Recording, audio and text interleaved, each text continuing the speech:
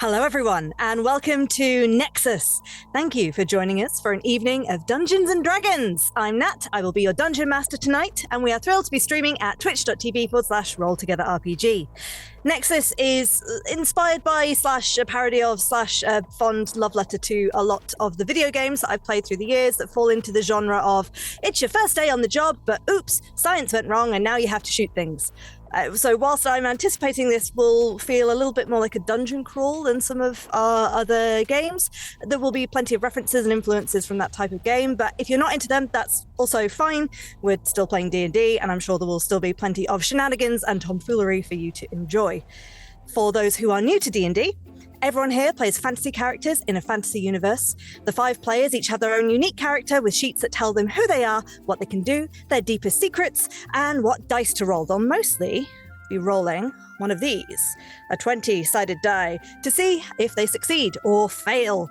20s are incredibly good, 1s are often hilariously bad. And while they play their characters, everything else in said fantasy universe is played by me. People, monsters, friendly automatons that are obsessed with testing and cake, you name it. There probably won't be as many weather patterns this time around because we are going to be underground, but who knows, we'll see.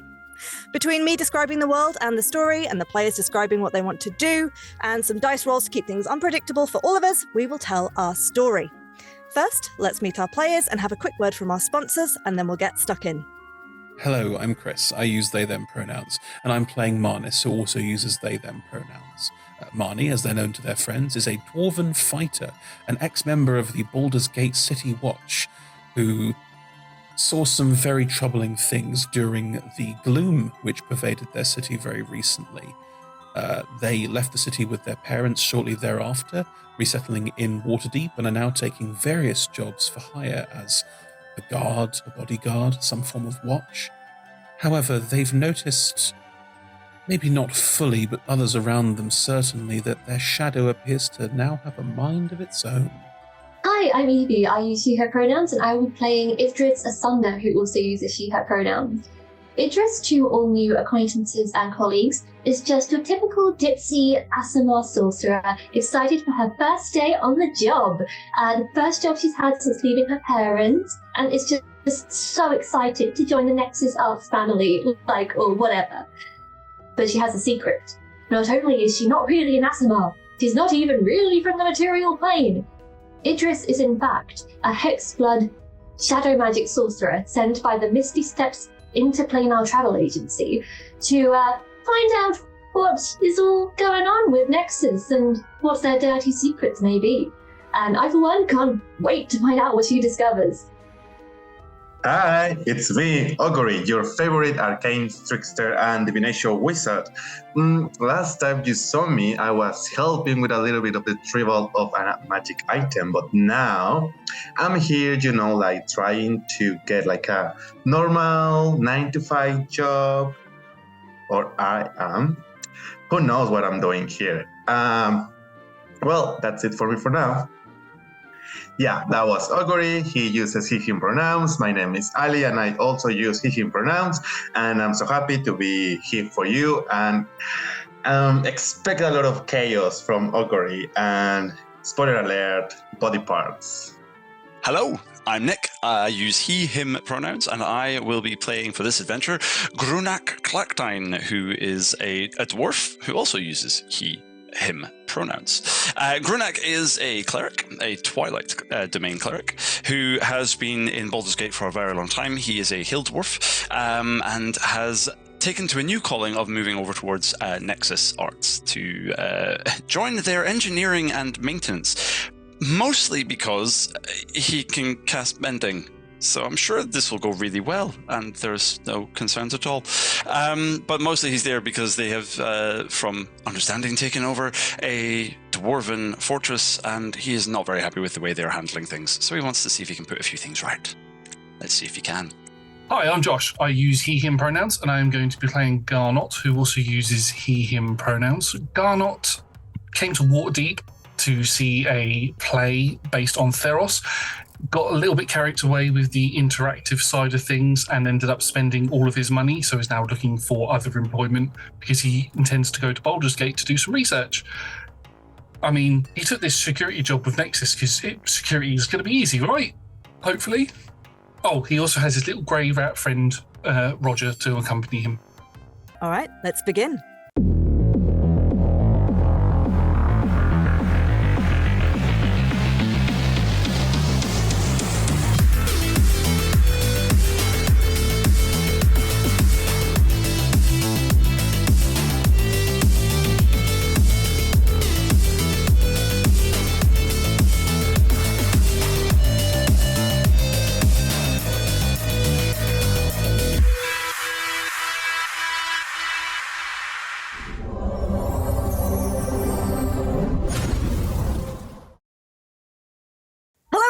Welcome back to Nexus. Previously on said Nexus, these people, it was the first day at the new job at Nexus Arts, which was a research facility owned and financed by CEO Gregarious Tusk, a surprisingly handsome half-orc. And Sorry. This facility is hidden somewhere in the Sword Mountains north of Waterdeep. Unfortunately, your arrival seems to have coincided with some science done gone bad, and everyone is pretty dead. Unpredictably, unpredictable rifts seem to be tearing open all over the place, letting in oozes, all sorts of nasties and other things as well, yet to be defined. At the moment, your main lead to escaping is heading deeper into the facility. The lift that you entered in broke upon arrival, so that's probably a no-go unless you fancy a very, very long and dangerous climb, which, you know, you've ruled out, but no one's tried it yet. We all know that if we tried doing that, it wouldn't work. Look, no one designed the top of the lift. There's no graphics for that part of the game. It's just sort of thing. Actually, maybe it's one of those like early, like Far Cry do it all the time, where you can sort of nope out of the game at like 5 minutes in by just not doing something that the story needs you to do and just go, nope, I'm done. The game goes, cool. Maybe there's a way to flip out and just kind of use an exploit to get out, and we just haven't thought of it yet. None of you have tried yet. So. None of you have tried yet. We'll see. Okay, we just run at walls. Run at walls at slight angles. We need to find that glitch in the wall that takes us to the secret area. The one pixel that's going to let you run through. The developer room. That's what we need. Yeah. Anyway, in the actual serious mission, you've made contact with Kimmer, who is a researcher currently hiding out in the labs a couple of floors below where you are. You made contact through a rune stone that's been adapted into a sort of sending stone / walkie-talkie, which you found, unfortunately, on their brother's corpse. Kimmer suggested that the main culprit of the rifts is an artifact down in the central Nexus hub chamber on the 3rd floor.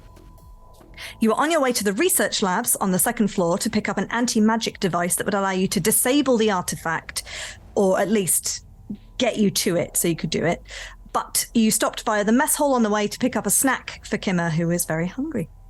This diversion led you to a fight with some Dybbaks, some jellyfish creatures that possessed some of the recently dead, leaving Ingress frustrated and worried about her mortality, and Marnie questioning the source and nature of their shadow's combat abilities, and Grunak with an arm full of bagels and salmon, and Garnet with an arm full of augury at one point. Things have happened. Character development has happened. Plot has happened. Along the way, you've continued to find notes from various Nexus Arts staff that have given you a little insight into what might be going on and the history of the lab. So we find you're in the mess hall. You've just finished fighting the Dybbaks. Grunak has been to the kitchen, watched by Garnet and aided by Garnet. You're coming back with snacks. Marnie and Augury have had a little chat about the nature of Marnie's echo shadow that's assisting them in combat, and Ingress has been hidden away, dolefully writing her own plot note to be found upon her corpse.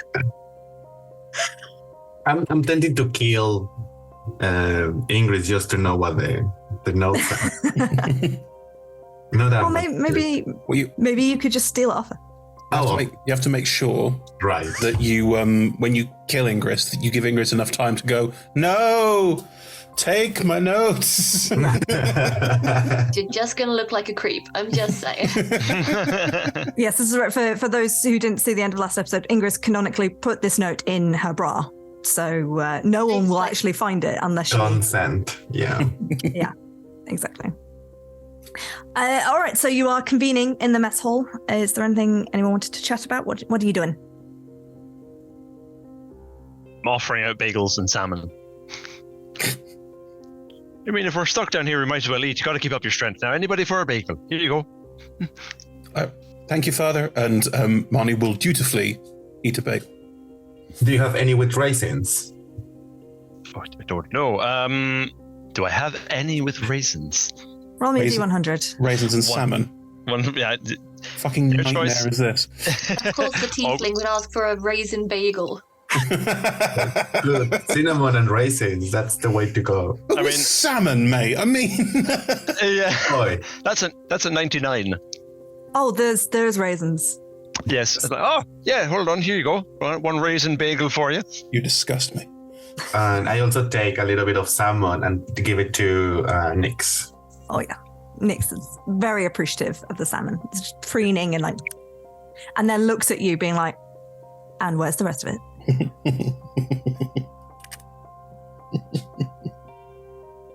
I'm going to make sure that I keep some food back for Kimmer, just to make sure that they've got some. They did ask for a sausage, couldn't find any sausages, so they're going to have a salmon, raisin, cheese, bagel thing that...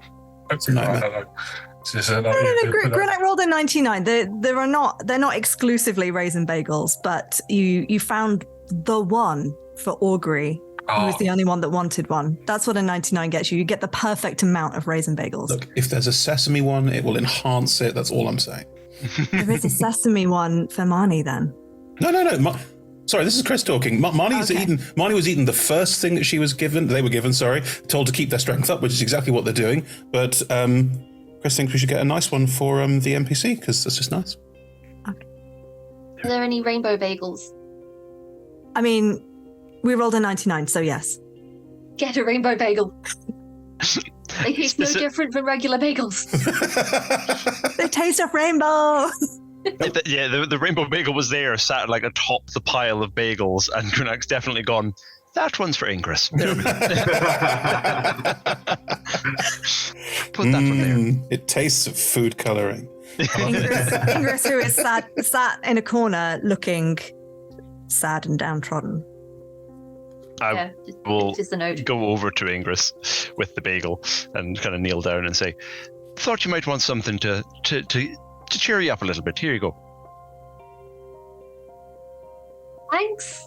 Oh, it's rainbow. It's my favorite kind of bagel. They taste so much better than every other type of bagel. You know, I think exactly the same.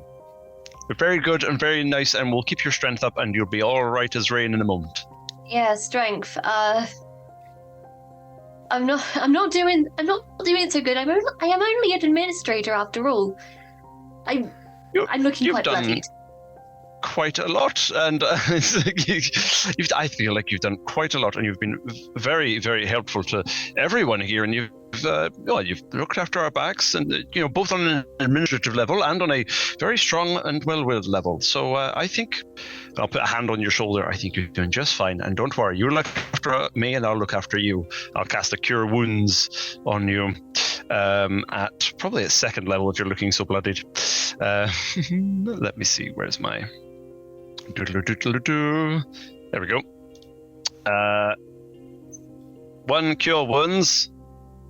I'm rolling it on the old online, and that is going to be a total of 13 hit points. It's way more than I needed. Thank you. But Ingress will just kind of look at you and say, yes, I'll look out for you, and you look out for me. Good. This is a colleague working relationship. Exactly. Mm-hmm. Can I insight check? I was going to say, no one can. Sure, we'll insight check each other. Us. We both insight check you insight checking each other rather than any of you trying to. Yeah. That is a 13 for me. I got a 12. Oh. I mean, are you both being honest? Is either of you trying to deceive the other? I'm not. Ingress is... You can probably tell with a 13 that Ingress is expecting to be deceived and is trying to think how she could flip the script when she is eventually deceived, and is trying to think a few steps ahead but just failing. Cool. I'll look Ingress straight in the eyes then and say, I've been a dwarf of the cloth for many, many years, and I've followed Gorm all my life. I have a lot of respect for him. You know, he's all about the protection and about making sure that we are standing strong in the face of the darkness.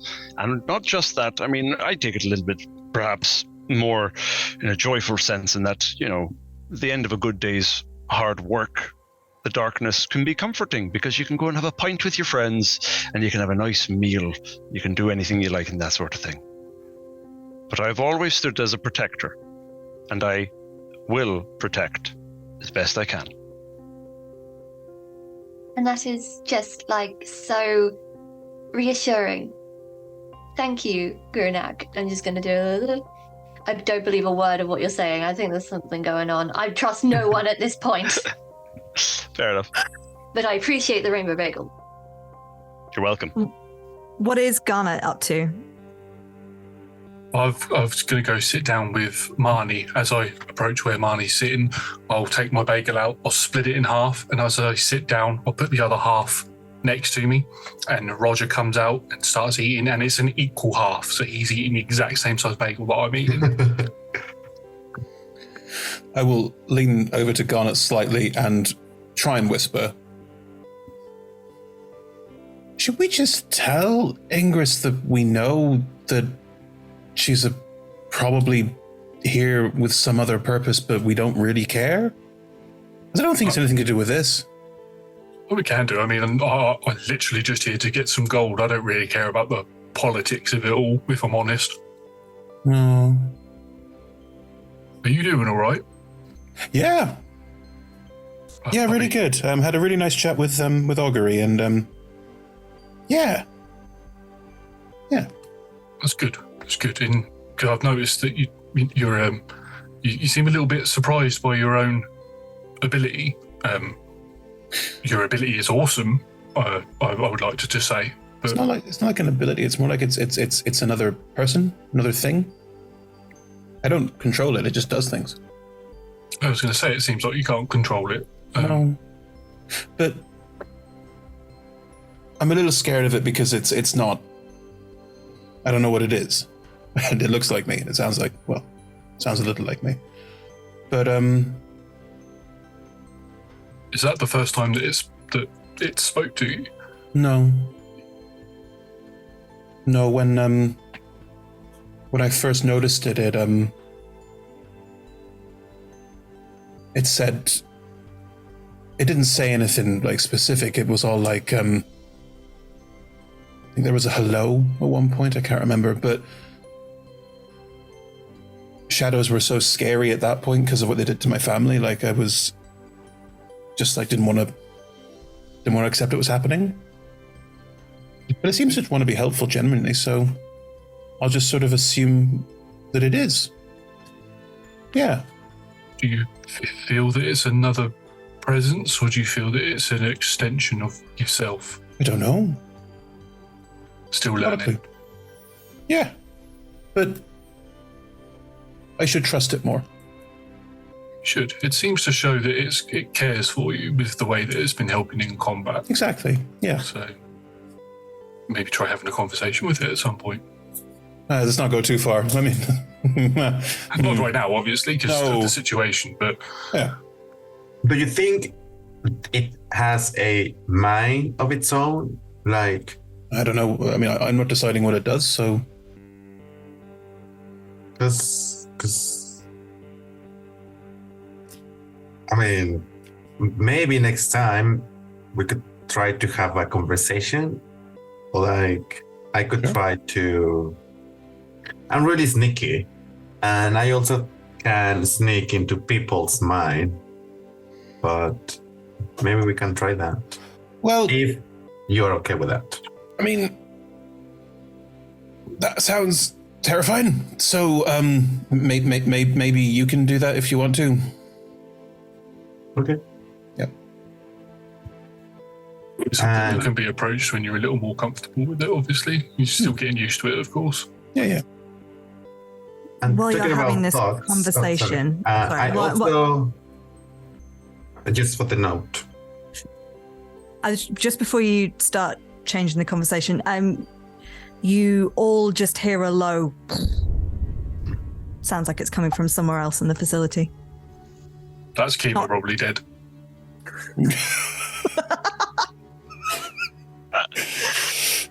Marnie will jump up, sword out, shield up. Perception check? Yeah, I can do. What is happening?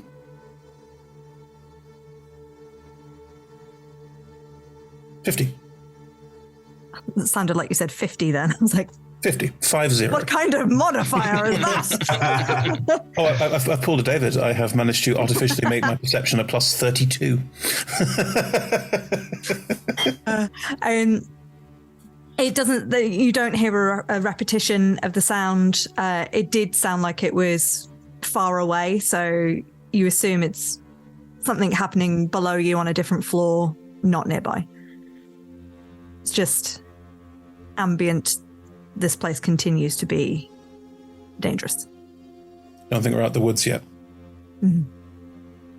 You'll need to get across the little acid lake thing that's just on the other side of this wall. Augury, you were gonna bring up... By the way, I also found this note. Does the anonymous voice comes?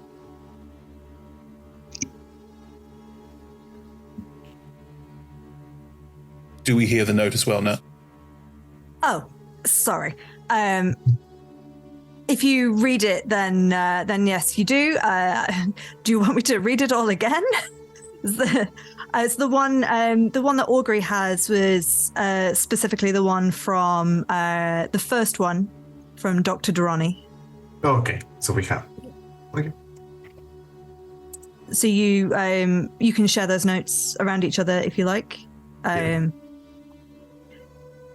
I'll share mine as well, that I picked up from the head of security. I'm a little bit concerned. The one that says that Ingress is probably a corporate spy, you share that one around?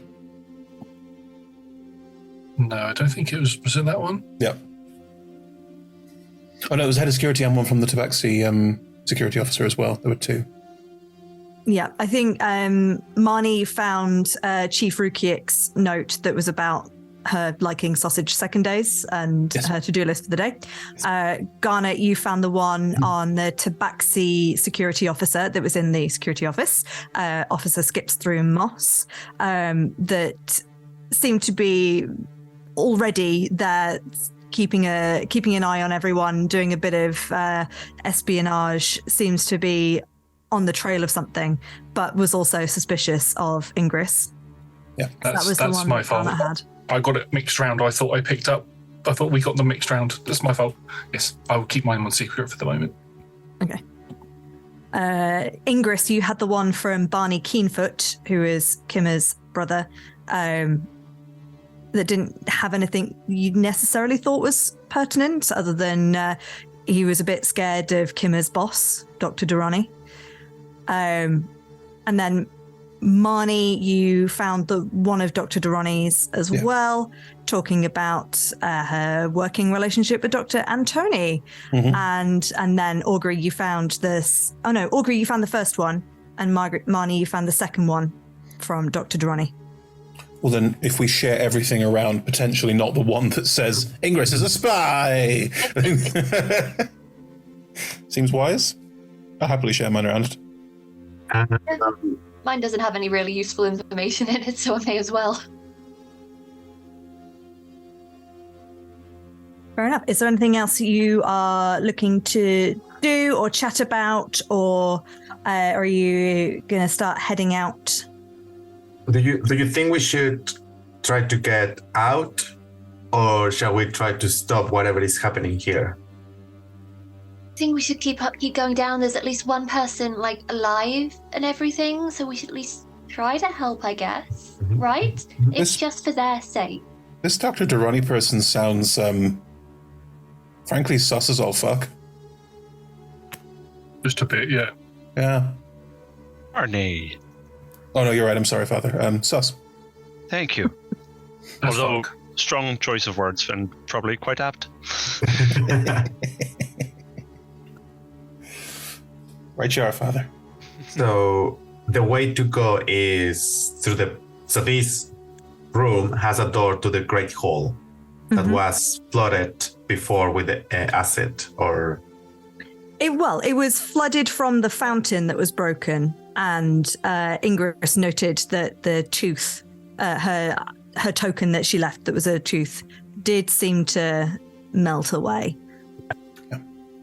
So you can draw conclusions.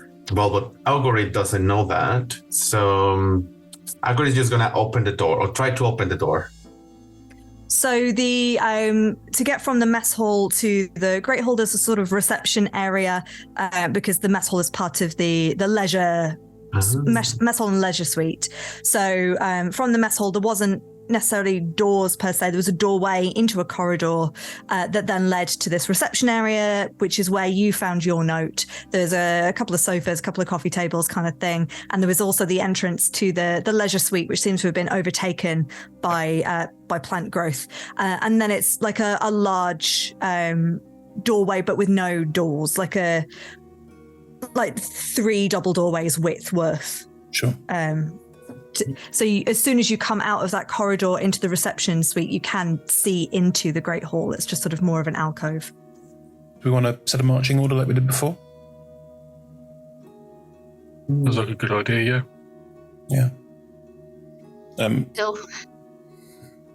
Sorry, What was that, Evie? Sorry? Dibs the middle. Garnet, front or rear? yeah. I can take the rear, it's fine. Oh, Ali. Calm down, Augury. I will also go in the middle. Sorry, I'll rephrase. Hey, Garnet, top or bottom? I'm a bottom. Now we know. Right.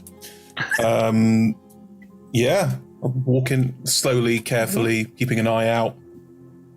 Probably not being too stealthy, though. That's fine. So, Marnie, as you head out into this reception area, you can see it has not changed since you were in it before. You'd previously crawled through the secret passage into it. And then looking beyond into the Great Hall, you can see this great statue on the fountain has been toppled, and the floor is a mess of rubble. And there is water gushing out from this fountain. A lot of the floor is covered. So are we stepping out directly into the water? No, you can stay in the sort of reception area of the mess hall and leisure area while you survey your route to the lift, which is over to your right. I would step out into the water, not knowing that there's anything other than water. As actually did tell everyone beforehand. That You've told us already. Acidic. I did tell everyone. Sorry. So is this the acid then? Yep. This is it. Did we mention the possibility of a large creature popping into the middle of the room at any point? I can't remember. I don't think you've had that conversation. Oh no, I know you have. You have. However, I do think that is just like a possibility wherever we are in this building, with the the interplanar technology that's gone wrong. It's always a chance of something massive. Okay. Can we see the lift from where we are? Yes. Yeah. How far is it? It's about 50 feet away. Is there a route that doesn't involve getting our feet wet? You could look to make one, or you could roll some kind of survival or pathfinding check for me. Everyone right if I do? Start this floor as lava setup off? Cool. You also now you're there, you do get a much better view of this ridiculous statue of it is Gregarious Tusk riding a shark that has fallen over. Not short on the ego, is he? Not really. How far away is the door to the lift? It was about 50 feet, I think I said. 50 feet, okay. I rolled a 7 on a survival check, so there's no easy way across this. Is anyone else gonna look or try and? I might take a look. My survival's not too bad. For completely innocent reasons. 14, I got an 18 on survival. Oh, nice. Yeah, I reckon that you figure out that you could. I mean, it's not very deep, so you figure if you've got sturdy boots, you're not going to take a lot of damage for it if you're quick. But also there's things you could do, like there's a couple of sofas and tables in the reception area that you could try and use to climb on, or there is rubble if you kind of reach it that you could heft in the right way. Bits I can use a mage hand to kind of drag into the path to make stepstones. Yeah. It's very much a floor is made of lava situation. Mm-hmm. If Ingress starts mage handing bits of rubble to make stepping stones, I will get the idea and go back into reception area and start picking up sofas. Like a whole sofa. Hey, my athletics is a +7. I'm strong. It's going to be very much like okay, go and come back out and look. Probably just chuck it in that'll work. Fine. Well, I'll tell you what. Do you want to make me an athletics check I'll say yes. you can lift the sofa, but to actually get it in a good position. 11. Dice are not my friend today. Okay. 2 and a 4 so far. Oh dear. So yeah, I think you get there. You get the sofa over there, but you're not able to just pick it up and shoulder it. It's a pull. And a push, so you can get yourself All that has to do. So you've got the first 5 foot is easily covered by this sofa. If you've just kind of pushed it out into the Great Hall, and then Ingress, you've got your stepping stones. Yes, go ahead. 2 things. First, even though the athletics wasn't great, Ingress still looks incredibly impressed. 2. If we all get on the sofa, could Garnot do a telekinetic shove and just throw us across the room on it? You want to surf? I was thinking that. I mean, I'm up for that. Oh, okay. For everyone else. Have some fun if we're risking our lives. I mean, there's a man riding a shark over there, so we'd have to get 20 feet across before I could actually do it, sort of thing. Well, it's got a limited range. I could try pushing again and then leap on as I'm going, so it goes some distance a little bit, maybe. But I've got another. I have very limited uses of this. It does tire me out a little bit, but the head of Gregarious is on the floor currently, isn't it? Yes. Is it large or smaller? The statue in total is large. If you manage to break the head off, it would count as a small object. I'm going to just close my eyes and just put my hand out, and you're going to get the whole music come, and the statue just lights up white, and I'm going to pull the statue towards me to try and build a bit of a bridge, so then we can then sofa surf the rest of the way. Cool. Nice. Okay, so I want to check I've gone all blurry. Good. And the theory with the sofa, I just wanted to check the water is not deep enough that the sofa is floating. The water's only a foot or so deep. So if you're trying to telekinetically shove the sofa, I'm fine with that. But if you're assuming that the water will allow it to go further because it's floating or because it was gliding, I'm not sure I buy that. So I just wanted to check the logic of it because I love this scenario. But once the statue's in place, Yes. So this is Josh. Once the statue's in place, we could place the sofa on the statue, and then I can just stroke from the statue. Can I make a science pitch? Yes. Sure. It's acid, right? Money is gonna make that. No, Chris is making a science pitch. No. The floor is acid. Yes. What are the sofa legs made of? I mean, I've not defined it. Probably wood, so they're probably starting to go already. As they go, they would create a less frictioned surface because their particulates are moving away at the same time. So it would slide as it decays. Additionally, ball bearings. Oh. Or we could attach wheels to them, yeah. Make it an office sofa. Right, making a sofa into a movable object around a space. This is my full-on theatre kid moment. In all seriousness, it would slide better. Like, I'm not saying it would slide like on ice, but it would slide better because it is decaying. Okay. Have we got any more ideas that we want to throw into this contraption that we are building? I like Ingrid's idea of sticking the ball bearings on the bottom so we've got wheels. If we then take some of the tables and make a ramp. Yeah. Just break off 2 legs and set it up and then go for a full-on jump. Now we're doing science. Has anyone got an illusion that we can make the sofa look like a shark?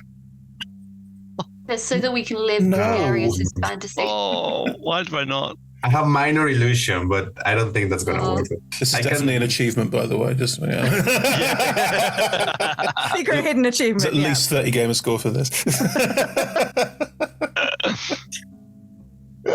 Okay. I'm gonna say. Oh yes, Ali. I'm not sure if this is the best use of my last spell. Come on, burn a spell slot on this. Why the fuck not? What if? So Thunder Wave, right? It pushes things away. So it's a 15 foot cube radius. So in total is 30 feet. If I center in the space that is left, so I can push away the acid, and then we just run. You want to part the Red Sea on top of all of this? Right. I was thinking you were going to say, because my telekinetic movement is only 30 feet, that you would thunder wave and we'd go the rest of the way. Yeah, but it only will push you 10 feet. You can jump 10 feet. Come on. Yeah. You could. No, I'm not going to give you ideas.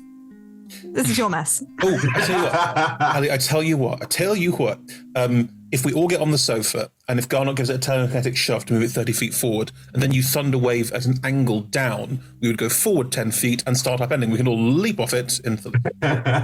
I think I'm more confident with the red part in the sea. Like, I'm going to have my Moses. Okay. But then, are you sure this is the best use of my last spell? That's also true. But you know what? Ogre is resourceful, so I love how what's going to happen. Nat's also said, like, if we walk through it for 5 feet, it won't do any damage to us. It's not bad. It's like a little bit like, oh, it might sting your shoes a little bit. Like, Chris is canonically wearing strappy stiletto heels, so... Look, I once wore some blue suede shoes to a club, and they had a foam night, and they were clean. First time in years they were clean. I'm just saying. Your toes show through open toe. Open toes.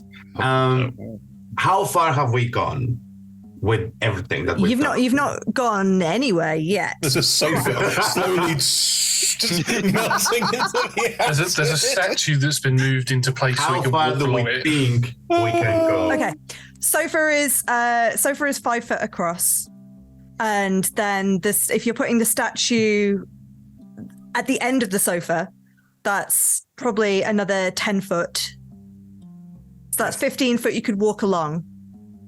But then you're not on the sofa to telekinetic shove. You are on the statue if you wanted to ride the statue of Gregarious riding the shark. Hang on. The statue is made of metal that hasn't decayed in the acid, correct? It's made of stone that is starting to go Oh, never mind. a little bit, but not. It is sort of pitting a little bit. Now, Wouldn't slide as remind well. me of this. At the welcome suite, there was a marble. You want to go back to get a marble table? I mean, we could all just grab a fin on the statue, and then I can just push the statue, and then that should get us all the way. And then if need be, I might can just walk. I mean, yeah, then we can just walk the last bit. Yes. Is That there one has my anything vote. on the ceiling that we could just sort of... I mean, the ceiling is very high. It's well, I think I said it's like double height before, so it is. yeah, it's like about 40 feet 100 tall. foot. 100? It's- Wow. Well, no, it's tall. It's like it's a great hall. It's great. Or maybe it's Very 60. great. I don't do long distances very well. It's I think tall. it's comparative for 100 feet. That's like a 5-story house. Okay, maybe not that tall. Yeah. But it's tall. So, is there anything on the ceiling? I mean, it's got. I think we said before it's got that sort of arced roof to it. Some nice vaults. It's not got. It's not like got a big chandelier or anything you can swing from. It's lit by these orbs around the side, like everything else is. Are we going to try to ride the statue? How far, Garnet, can your telekinetic shove it? 30 feet. Hang on, it's 15 feet out and it goes 30, and then there's just 5 feet of jump. Fine, let's do that. Marnie will reluctantly on Marnie the can shark. walk if Marnie wants to. reluctantly get on the shark, and Marnie does what Marnie's told. This is an arrogant prick. Wrong way around. Everyone gets on the sofa and is ready for it. Ingris, as we're ready to go, we'll get out a lyre and just start going. So no one told you jobs were gonna be this way. All right. I think so. Obviously, Garnet, you can do your telekinetic shove. That's not an issue. You don't have to roll for that. What does it look like? What is everyone grabbing onto? The legs. What does it look like as Garnet shoves it? And then I think I'm going to make everyone make some kind of dexterity check to hold on or land. I'm gonna say I was well. full on surfing it, but that doesn't sound like the best option anymore. I'm looking for the best handhold, and Marnie won't think about any kind of implication of that best handhold until someone points out that you're literally grabbing hold of Grace's crotch. He's not wearing a giant codpiece. It's like a shark fin is probably a better handhold. Then I'll be holding Marnie it. wants to be holding. No, I'll be Gregarious crotch, and that's if I'm calm holding down. by the shark fin, that's probably like sort of semi sort of wrapped around him like on a motorbike.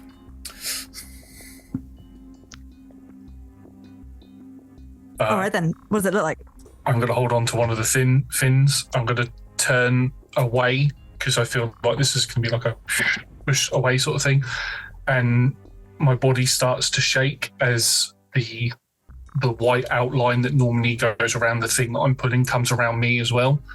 And my eyes go bright white as the statue sort of flashes white as well. And then we just start moving. It's just like a... And you do the 30 feet in 6 seconds, is it? It's in one action, yeah. One action. So yeah, 5 foot a second. It's pretty swift, but it's it's not so fast that you can't strike a pose and feel the breeze in your hair as you do it. Please make me those dex checks. Oh God! Saving throw or just straight dex? Saving throw. Oh, I just realised it's the same. No, you know what it is? It's you can make an athletics or an acrobatics check. Oh, I'm keeping that roll. Okay. 22. Acrobatics. All right. 19. Ingrid's probably just goes like that along the way, just enjoying it. Yeah. Marnie is Wow. grabbing hold for dear life and screaming the whole way. Great. I rolled a 13. If I fail, I'm going to choose to re-roll it because I have a feature that allows me to do that.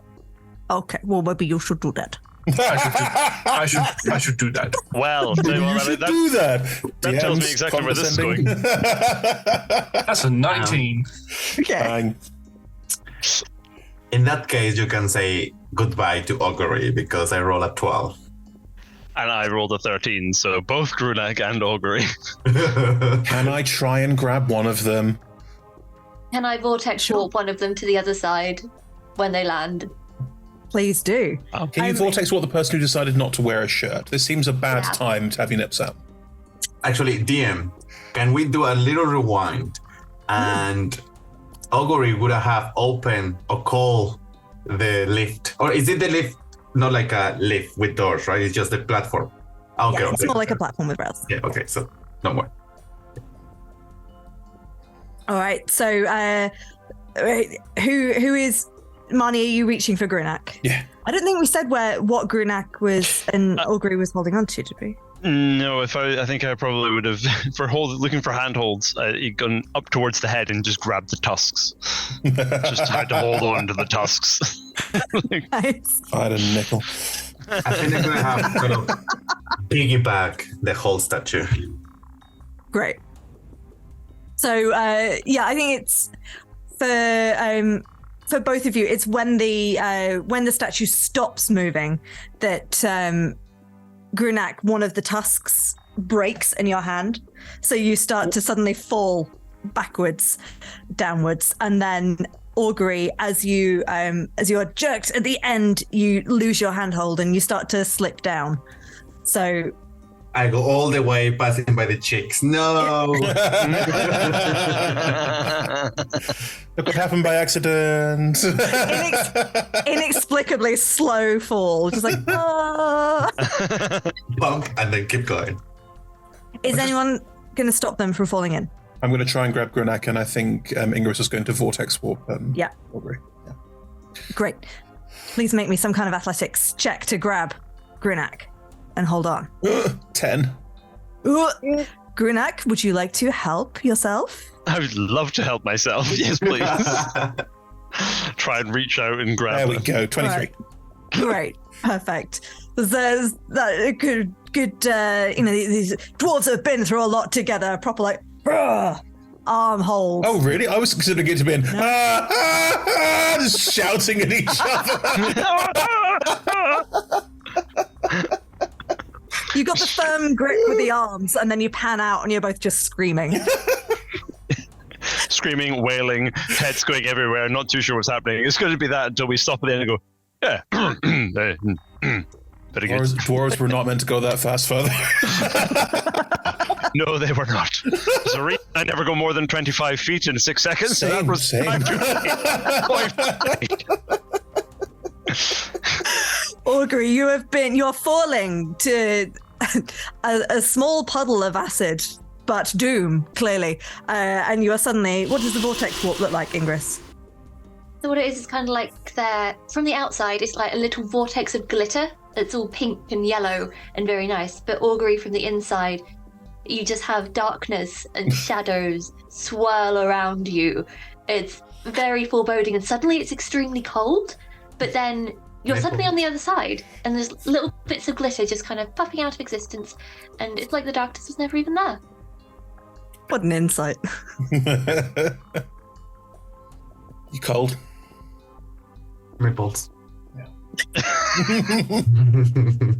Just nipples. So Augury, you are next to the entrance of the lift, and there's a couple of steps up to it. So you're not on the lift itself. You're on like a bit of, I want to say pavement. That's not the word. This is just a bit of corridor in front of the lift. Like a raised dais or platform? Yeah. Words. Great, and the rest of you are able to carefully climb down, dismount. There's probably a little bit of a to make it across, but I'm not going to make you roll for jumping and that kind of thing. You have made it across to the other side, and the lift is there awaiting. Well, that was fun. Let's do that again. Yeah. Dust the glitter. Thank you very much, Ingress. That was life-saving, literally. I mean, I think it was only nipple saving, but you're welcome. I will give you like a very good review if we survive. course, you'll be my reference. I didn't realize you were my boss. No, I mean like peer review. I don't think there's going to be a company after this, but we'll discuss how you can pay me back later. I don't think the first policy they'll be instilling is peer review somehow. There is a large lever on the wall next to the lift entrance. Right, from what I remember, the lift is damaged. So should we... Can I investigate the state of it to see how safe it is? Or is there a robot on it, first of all? Because in the last one there was a robot. Oh, a robot. Sorry, I thought you said a rowboat. Sorry. It's perched in the center of the lift. Each one has a theme, a specific design in each lift. The lift itself is currently down. So there's like safety rail in the way, but you assume that the passive investigation of 20, the lever will likely call it. The chains that you can immediately see, I mean, you can roll an investigation check if you like, or I can take your passive. I will roll. Can I just peer over the edge? Yeah, sure. That's 22. I think I will be interested if the chains are rusty. Mm-hmm. So with Marnie looking over the edge, it's darker, but not unusually dark. Like they have got lighting set into the walls because this is it's supposed to be a frequently publicly used lift. So these lighting orbs are in the walls. They are flickering just a little bit. Immediately looking at the chains, they look fine. And you're pretty sure that they are fine. The gears that you can see embedded into the walls look a little gunky, but looks like it might be all right.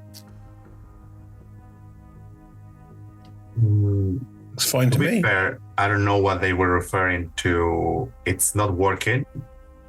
I'm not a specialist, but it looks quite solid, which makes me wonder if it's not in the outside, but in the inside, or the fault is in the inside. So what if we give our last prayers and then we jump in? Why don't you try the lever?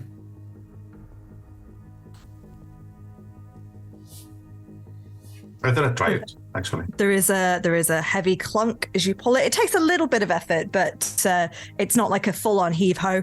And you hear the chains start to jangle and cogs start whirring, and the lift begins to rise. As you looked at, I should have said, Marnie, you could see a Doris on the lift, but I mean, it's hard to tell because it's this a round spherical little robot, but it's definitely on its side. I mean, there's a platform, so call the lift. Yeah, it's rising. The lift has been called. It's on its way up. Seems to be working fine. We'll probably take another 20 seconds or so. I'll take a little look around once we get onto it, and if there's anything immediately fixable, I can give it a go. Is there any music now? It looks like you can sort of hear the Doris sort of glitching a little bit, almost as if she knows she has a job to do, but she broken. But there's no music. Not that you can hear. Then Marley will be going.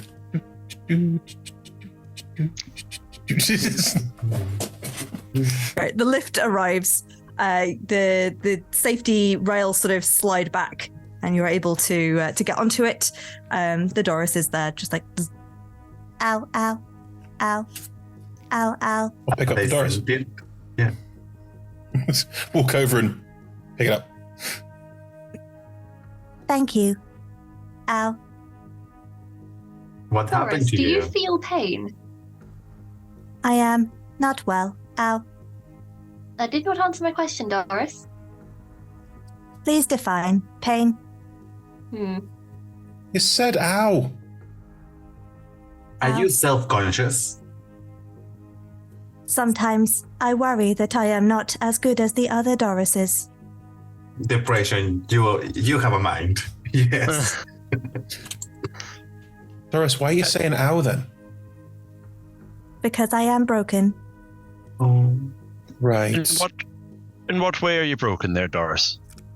Ow. Just falls over again. All right, you hold on there. Do the granddad thing. I'm just looking at Rose, kind of like, well, that one's fucked. Just leave it. Who gives a shit? I pop my. I'm gonna go over and pop my hammer and my shield down for a second and roll up the sleeves and pretend to know what I'm doing. And I'm gonna look at her. Right, what might be the problem here? Let's have a look. See, let's start looking for like a hatch or something to like get to wires or anything at all that might be inside. Is there a lever to go down? There is, yes. I go and pull that. Thank you. Ingress, what are you doing while Grunak is looking at Doris? Sorry, while Gronak is looking at Doris, if there's any kind of magical arcana-ish assistance I can be giving, I would like to, because I feel really bad that this company has made conscious AI and they are in pain. Fair enough. Yeah, between the two of you, please make me, one of you can do an investigation check with advantage or an arcana check with advantage. I'm better at arcana than I am investigation. Yeah, I'm the same either way, so I would probably, look to you for whatever it is that you're offering and say, yeah, go for it. Okay. With advantage. Oh, good advantage. So 19, 20, so that's 25. 25, The amazing. first roll was a 2 on the dice, so... Ooh. So the lift is starting to descend while you're having a look. I mean, as you look at this, Doris, you can tell that she's got pitting on her. Bits of like the leg is not attached properly. It's why she fell over again. So the leg kind of just fell off as soon as she tried to stand on it. Oh, okay. And again, the arms are not really moving. It's mostly a lot of physical damage that has been inflicted. I mean, it's hard to tell when because metal, not rotting or anything. In terms of looking magically, you can sort of, you get a similar sense to the previous one that in many ways this is supposed to be a mindless automaton, but there is a little spark of something there that again doesn't seem to be quite firing off right. So either with the roll that you made, either it was created but not finished, or created with the potential to be something greater but not finished, or it was taken greater than it is now and broken to become what it was, but it's hard to tell which. I relay that as working it out. Right. Is this the first Doris that has been this awake? Is the word I'm going to choose. The one that you encountered in the welcome suite did offer to run your induction for you, but you all ignored her. I'd say to this, Doris, how did you break? The puddles are bad. Oh, the acid puddles. Did you try and run through them? I was not supposed to leave my lift. I did. This is my punishment. Why did you leave your lift? Because people were saying ow. Downstairs? Yes. So there were better Dorises and they were turned into this? Is that what you're saying? Not necessarily. Huh. We've only seen 2, so it's a little bit difficult to kind of get the picture of what was going on. We've only seen 3. Doris, were you once different? Is this a new you? I am a Doris. A directory of... Oh, God, I've not got my acronym. I am a directory Right. Definitely broken. She's just a D. Steady now. So, was there like an original Doris? I am a Doris. Ow. Whilst we're having this conversation, I'll try and actually mending the leg back onto Doris. Okay. If I can. I'm so sorry, Nick, because I know you're desperate to use the one skill that you are hired for. The lift will take less than a minute to get down to the bottom. So you are welcome to. I will start, and when we get there, see what happens. Yeah. Fine. So you begin doing the mending. The lift, again, it only takes about 30 seconds to come down. As it descends, you see that the space downstairs, it's the same sort of layout of the Great Hall. It's just not as tall. Sure. And there are hot plants around the outside. There are light orbs around the outside. Opposite you is, according to the maps, should have been the Arboretum. But again, it's really hard to tell. There is some kind of dark fungal growth, maybe fungal, I don't know, and thick Icarus material. It just covering everything on that far wall. To the left, you can see where underneath where the mess hall was, the research labs, which the entranceway seems to have been a bit damaged, but looks generally accessible. And to the right is the engineering and maintenance, which again also currently looks accessible, although the lights seem to be darker in there. The Great Hall itself, inside, like I said, pot plants around the outside. There are some sofas and little they're like the round sofas where they've got a tree in the middle.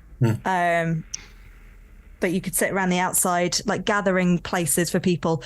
There are a chocolate box selection of bodies and puddles.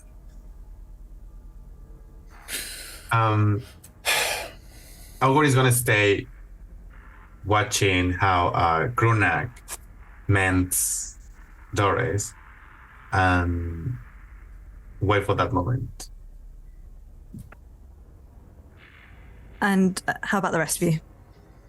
You said there was rubble around. Is there rubble in the lift? Smaller bits of it. Yeah, there's not big bits, otherwise it would have struggled to. Cool. I'll pick up a small piece. It's like cricket ball sized. Can I propose that before we go into the room, we see if there's any of the like oozy liquid that wants to attack us when we've got time to work out that it's there, like before we're next to it? Puddles. Good idea. I will say the puddles, as far as you can see, they're not too close together. Like there's some, but it's not like upstairs where it was covering the floor. Yeah. Was Kima on this floor or the floor below? It's in the labs, I think. There's a lab there. Yeah. They indicated they were on the 3rd floor. Do we So want to the floor check to see below. if they are still alive? That loud sound could have been them going pop. Does this lift go any lower? Go back inside. Is there like a glowing 3? There is. Oh. Should we just go straight down then if that's where we're... Because sooner rather than later, right? We needed to pick something up from the research Yes, station on this level. Surely we should see if there's any other survivors on this level, particularly Yeah. in the labs. That too. We could also go into the engineering and maintenance room and see if there is any sort of blueprint on how to get out of here. I would assume that would be the sort of thing that would be in there. Okay. Well, Grenek, you want to let us know when you're ready and then we can start chucking rubble at puddles. Of course. I imagine by the time you've had this conversation, then the leg is reattached. I feel accomplished. That is an amazing work, I would say, Kronak. You need to teach me that. That's one of the classes that I skip at college. Okay, Doris. You are with us now, so please step out of the platform. Oh. But the puddles, they are bad. I was punished last time I left the platform. I'll keep you safe. Well, we will keep you safe. Quick question there, Doris. Who punished you? The puddles. Oh, right. Yeah, well, don't step in the puddles. That's probably for the best. Doris, if anything were to happen to you, is there a way to eject your self from yourself? A bit like how we have souls, sort of thing. Do you have like a disc that I could plug into the backup? No, I'm not going for that reference. You were referring to my central processing core. Yeah, that. Yes. Okay, so we can get you out of here if we need to then. If you would like. Okay. Thank you. That's all right. I know you said about throwing pebbles into bits of rubble. I have a crossbow here that I bought specifically for this job that I've not used, so I could just use that if you want. Sure. I'll put the rubble down. Slightly disappointed. Do you want to throw one? You can throw a pebble at that puddle over there and I'll shoot this one over here if you want. Okay. Pick it up again. Ready? Yeah. Fire. Please make me an attack roll against these puddles. What do you want me to roll now? An attack. Well, if you can argue for strength. So it would be, I guess, equivalent of acrobatics, or use a melee attack, so strength, or you can argue for a dex-based attack for accuracy. That's cool. 19 strength. This is not accurate. This is heavy. And Garnet? 24. Yeah, you both hit. Please roll me your damage. With a rock, I guess, roll me a D4 plus your proficiency bonus. Cool. 7 piercing, 5 crossbow bolt. bludgeoning, I'm assuming. Nice. The one that Garnet attacks, the bolt lands straight in the middle, and the puddle does just. It doesn't make that noise, but it does kind of rise up and twitches, and then flops down again immediately, and looks to be very still. The one that Marnie's hit with a rock, was that 5 total? You said. Yeah. Does also twitch up and quiver, and then returns to puddle form, but seems to be breathing. The word has left my head. Pulsing. And I was going to say throbbing, Pulsing. but throbbing is wrong. Pulsating. Thank you. Throbbing is good. The puddle begins it's a pulsating. throbbing wet puddle. Great. My day is ruined.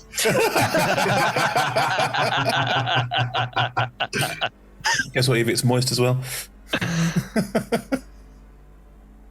I mean, it's not like.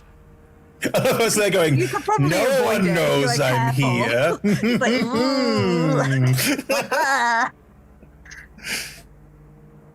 There are a few more of these puddles dotted around the room, but they're not within your path to the research labs. I think we can just ignore them. Shouldn't we search the rooms? Sorry, the corpses? Yeah, probably. Get to them without being within like 5 feet of a puddle. I can keep throwing rocks at them, but it's not. Yeah, I can fire some bolts at them as well. I've got plenty of them that I'm not using, so. Just all pick up some rocks and chuck them. Yeah, I'm this is- You bloody sacred flame! Come on. Oh, that too. Hold on. Very good point. I'll sacred flame a puddle. In the interest of science, Nick, how much damage does your sacred flame do? My sacred flame does, and we're level enough now for this to be second. So the minimum would be 2 points of radiant damage if I rolled a 1 on both die. Okay. So I'm going to speed this up. We're not going to go into initiative because time. Augury, are you going to check some bodies and see what you find? I guess I'm gonna use my mage hand just to search from very far from the puddles. Okay, and is everyone else just throwing stuff? Yeah. Yeah, okay. Do you want to make me an investigation roll, Augury? Yes.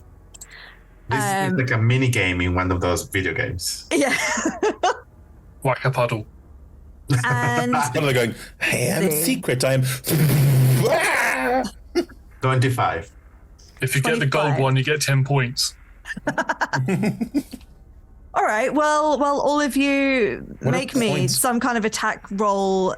In fact, all of you make me 2 attack rolls with whatever method you are using, and we'll see who rolls the highest. 26 and a 10. Technically, Sacred Flame is a dex save from whatever it is, so... Okay, well, they're terrible at dex saves. Good. That's what I was hoping for. Oh, actually, not that bad. Oh.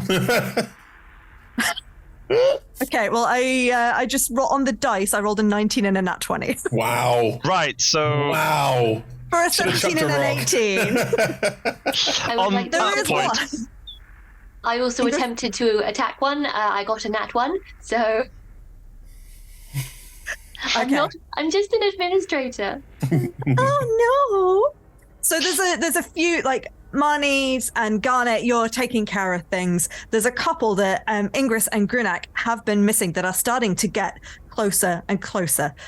Augury, amongst your mage hand, does find on one of the corpses there is a kobold, and this kobold was wearing green. And you do find another note. Hey. This note says, which you presumably read out loud to everyone while there's a couple of puddles like slowly inching towards everyone. Whee! What a thrill! Stealing directly under their noses! Granted, it was only a couple of bottles of sparkly, swirly liquid that probably aren't valuable at all, but I've never done anything like that before in my life. One for the bucket list. I've safely hidden them in the desk drawer in empty lab 3. They'll never catch me. Swear to God, I've worked with this person. There's only some tax forms. So there you are. There's one edging closer. I'll target that one with a rock and just. All right. Make me a final attack roll, please. 23. Okay, yeah, that will hit. And damage, please. With your rock. 6. No. 6. 7. Oh, okay. This puddle is. I'm going to say it's already been damaged a little bit. So it's eking towards you, and you hit it with a rock. It's starting to whip out to try and attack. Let me see. 2 hands. Straight down into it, just splash. Mm-hmm. Interesting. 16 does not hit Marnie's, does it? No. Didn't think so. No. But you can see it's starting to like inch towards you and reach towards you with a little pseudopod of like, I'm gonna get you, and you just splat everywhere. It stops moving. Yeah. And you're all good. You have recovered a note. You have stopped the puddles.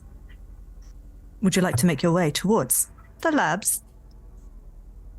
Yes, please. Same marching order? Yeah. Same one. I will Sounds good.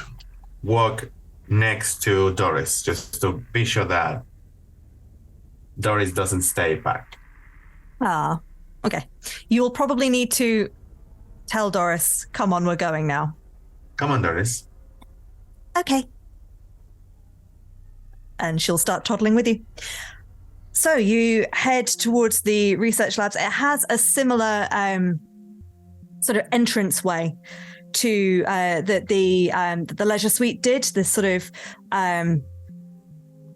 This one, you've got the sort of general sofas outside, and then there's a doorway. If you go through the doorway, there is a lounge kitchenette area ahead of you. And then to the right, there is a long corridor. Can I do another dwarven stone cutting checky thing to try and get a sense of what this was before it was some kind of institute? You can, but before you do that, as you walk through the threshold into the research labs itself, it's almost like there's a low, deep gong noise. And suddenly you all feel healthy again. And like you've gained, by doing exploration and finding this new area, you've, I don't know, leveled up? Yes, Ingrid. Does my hit point max remain decreased by 6? It returns to normal. Hey! So you can also switch over to using your level 6 character sheet. Do we get the effect of a long rest? Nice. You do get the effects of a long rest. Bam. Because no one's got time to have a sit down in video games. You just can't, like Gordon Freeman. How many hours on the trot was he running around with a gun and a crowbar? How far did you go on that jets? In that bit where you drive around in the hovercraft for bloody ages? It takes forever. Yeah, that was a long time. Yeah. That was all part of one day. Anyway. So if you've all switched over, yes, Marnie. In game, is this some kind of weird effect that's generated by the research labs, or do we just shrug it? We ignore it. It's not a thing we talk about. This is a meta thing that your characters probably don't even notice. Cool, no problem. Fair enough. It's not like your characters in other games go, "You gave me this skill." Why? They don't do that. Yeah. No. They don't ask. They don't go, I feel better. Actually, some of them do say, I feel better now when they level up. But normally there's some kind of potion or something like that. Some kind of like, oh, I have...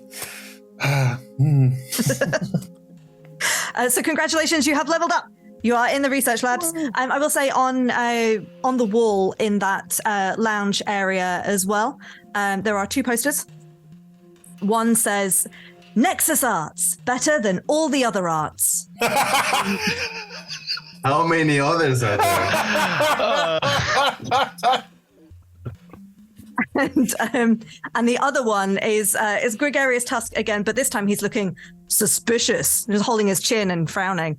And it says underneath, "Are you performing corporate espionage for the Misty Steps Interplanar Travel Agency? Report yourself today." Would report themselves for being a spy. That's the opposite you're supposed to do if you're a spy, hypothetically. Is there a graphic that says loose lips sink ships? Is that a thing? No, that's what you've got. That's his poster. Are these just like paper posters up on the wall? Yeah. I get to the espionage one and try and rip it down just before anyone sees, if possible. Sure. I mean, are you trying to be stealthy? Please roll a stealth check. Sure. I mean, actually, people's passive perceptions are not great. No.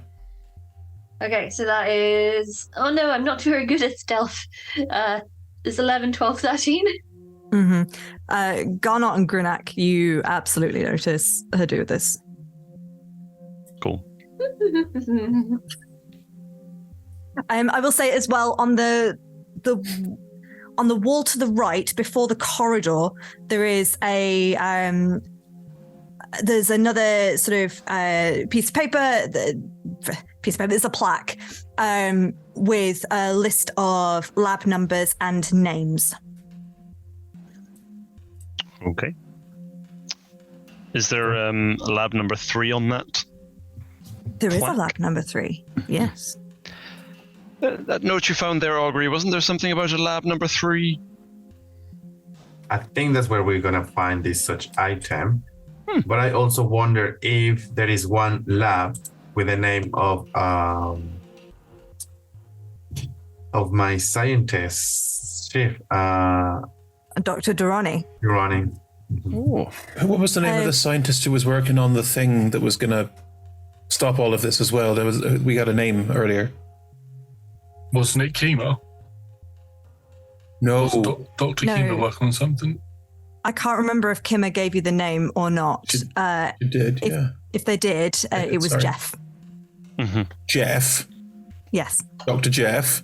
Dr. Jeff. I mean, I remember the Jeff, yeah. didn't they say that we had a couple more charges on the Stony thing so we could contact them if needed? Yeah. Correct. They recommended not to do it until you got the item because you probably don't have too much chat back and forth left, but you can use it whenever you like. Well, hang on. Looking for... Was it Jeff with a J or Jeff with a G? I mean, there's just one Jeff on the list. Marnie's still genuinely concerned. It's with a J. I haven't looked at Does that help? No, I haven't looked. I haven't looked. Is it J with a Jeff or J with a G? Oh, no, this could be there's only one Jeff. Okay. Not this one. Lab 3 is on the list. Interestingly, it looks like there's been a fresh label put on it, and it says Augury. Oh. Oh, Augury, it's your lab. What's Jeff's last name? And what lab number? It's just Dr. Jeff. So, my name is on lab number 3. Yeah. Which lab is Jeff's? 14. And Dr. Durrani? Dr. Durrani does not have a label. Interesting. Okay, They're probably level below. so we want lab 3 and lab 14. Anything interesting about any of the other names? Does any names stand out? No? It's a list of names. I copy down the list of names. You can take it. You can take it with you if you like. Go on, Nat. Who's on the list of names? Oh God. Okay. Where's my list of ABBA-related names again? No. If there's nothing plot relevant, no, never mind. Okay, never mind. Doris, what happened to the previous owner of lab number 3? Thank you for asking. Previously, Lab 3 was owned by Dr. Jurok Antony. What happened to Dr. Antony? He left. Voluntarily? We do not know. Fucked off to Neverwinter and started all the massive Sean's campaigns. Do you know where Dr. Durrani lab is? Dr. Durrani's office is downstairs in the central Nexus hub chamber. How useful you are. Thank you very much. Don't Central and Nexus and Hub all mean the same thing?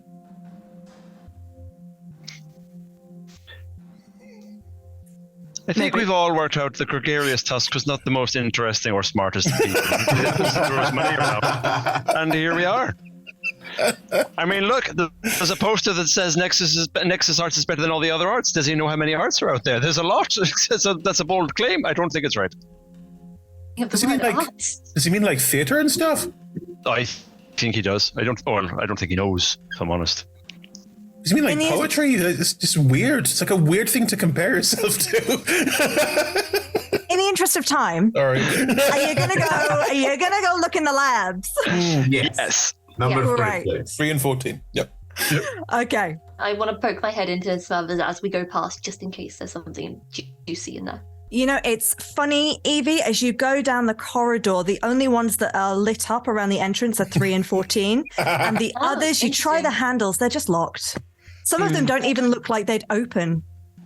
They just kind of look like two-dimensional images, and you try and... Yeah, it's a wall that's painted like a door. The handle is painted on the wall. Actually, not laboratory, just wallpaper. There is a sketch, actually, with the plaque with the list of names. There is a sketch. The layout of these labs. There's like a corridor all the way around the outside, and the labs go inward. So it's like, they're in the center bit. You could go all the way around the outside and come back to this entrance into the kitchenette area. I forgot to say there's a pinball machine in the kitchen area, but not got time for that.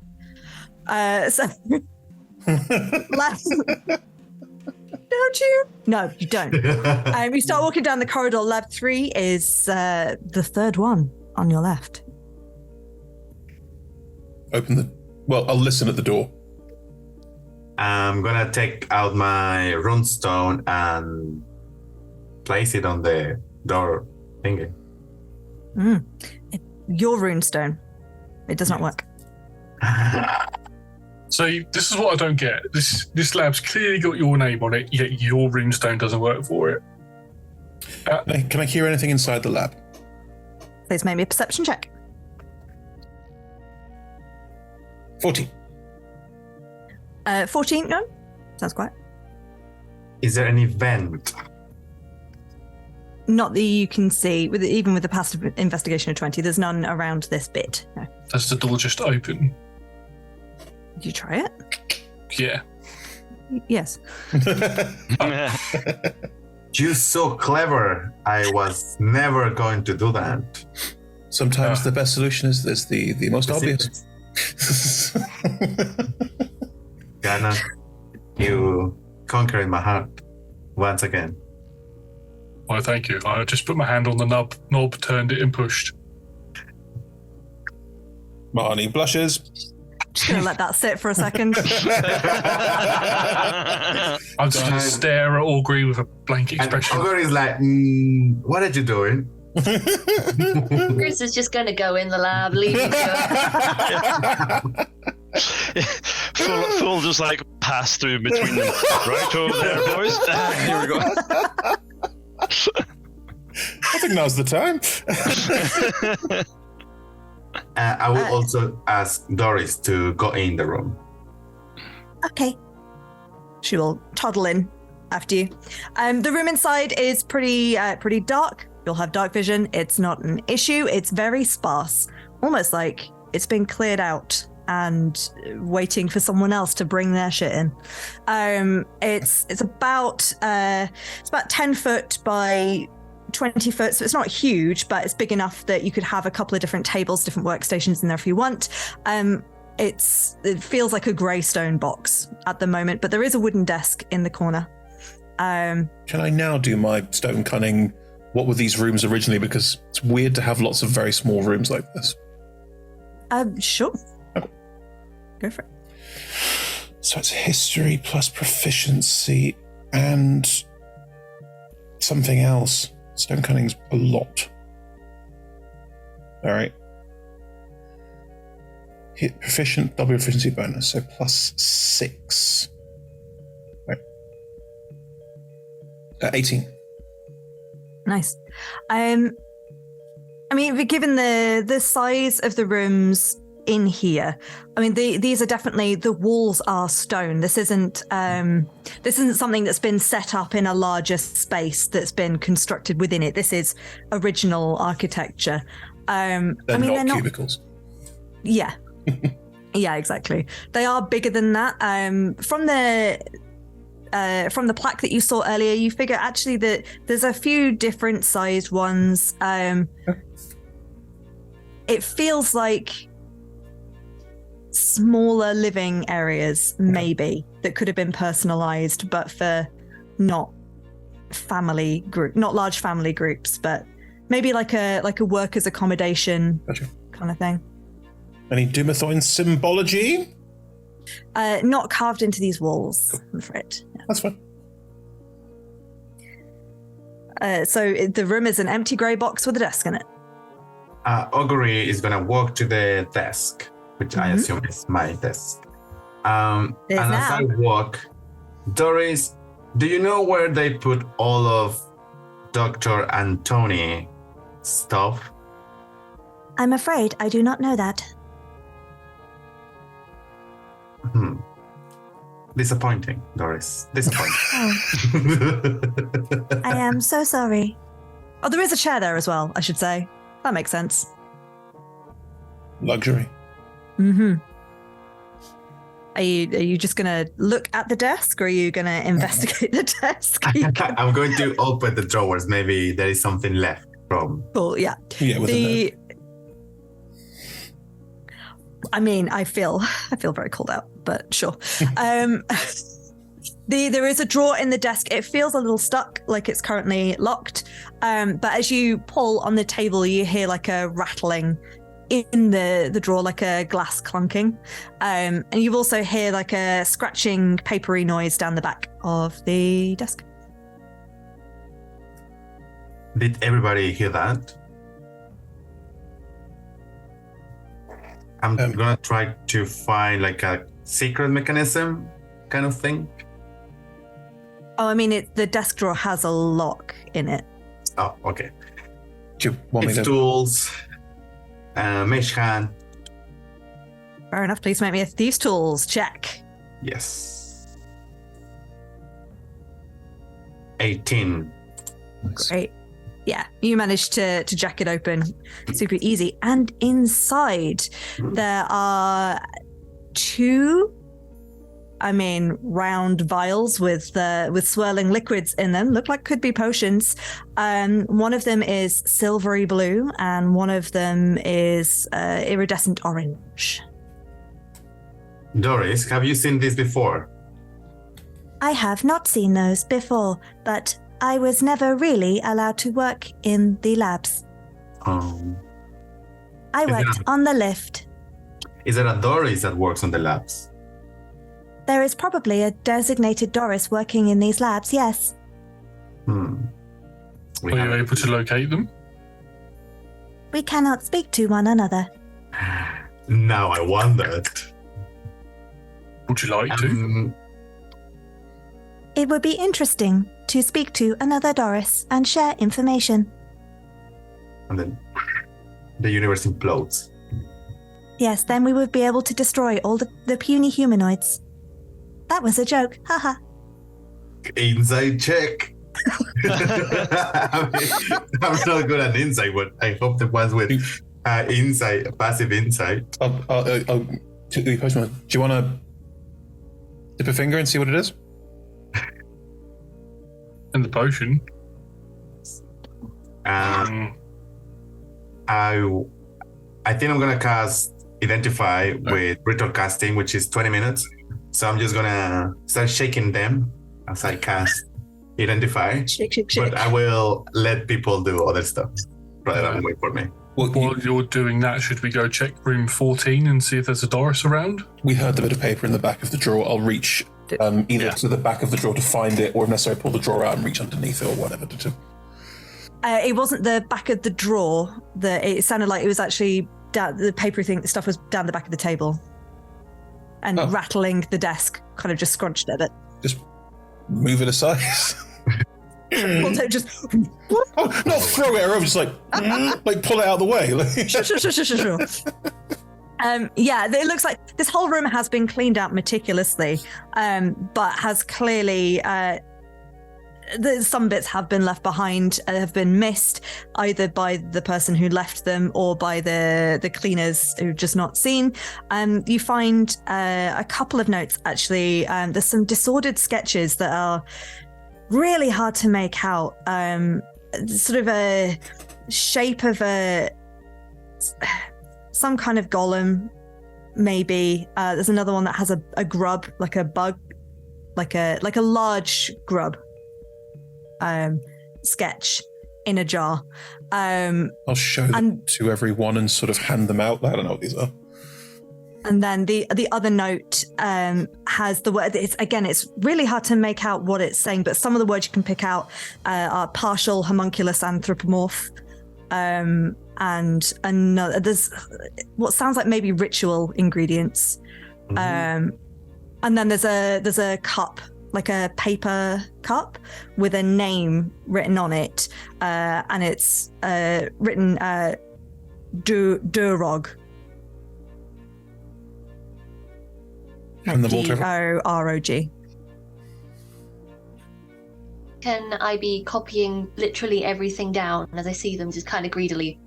Sure. And when I've got everything down, stuff it in my bra for safekeeping, because that's where the important shit goes. Then can I flip the table, look underneath it in the legs, just in case? Sorry. I'm not going to make you roll. You can't find anything else on this table.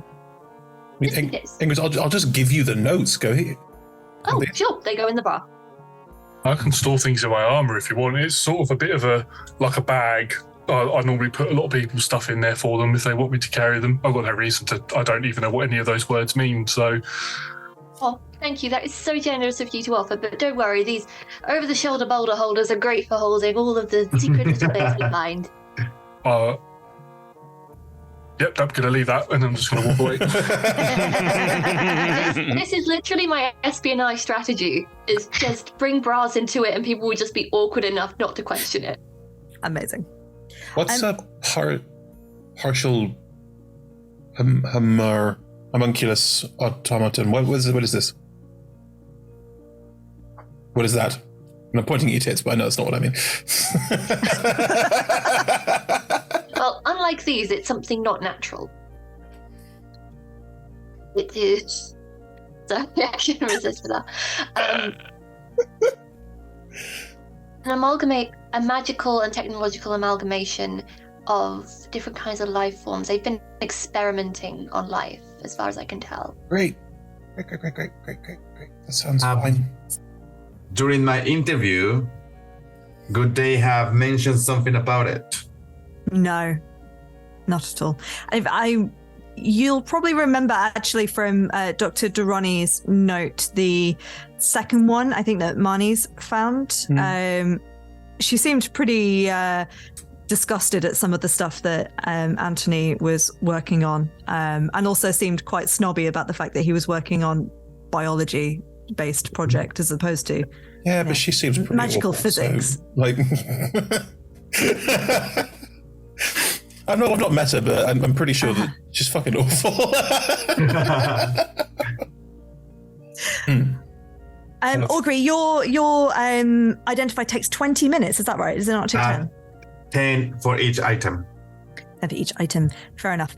In the interest of time, because I'm aware we're due a break very shortly soon, are the rest of you intending on leaving Augury looking at these potions and going into the next lab, or are you going to wait? He can come with, just he needs to be focusing on shaking them like Polaroid pictures, yeah.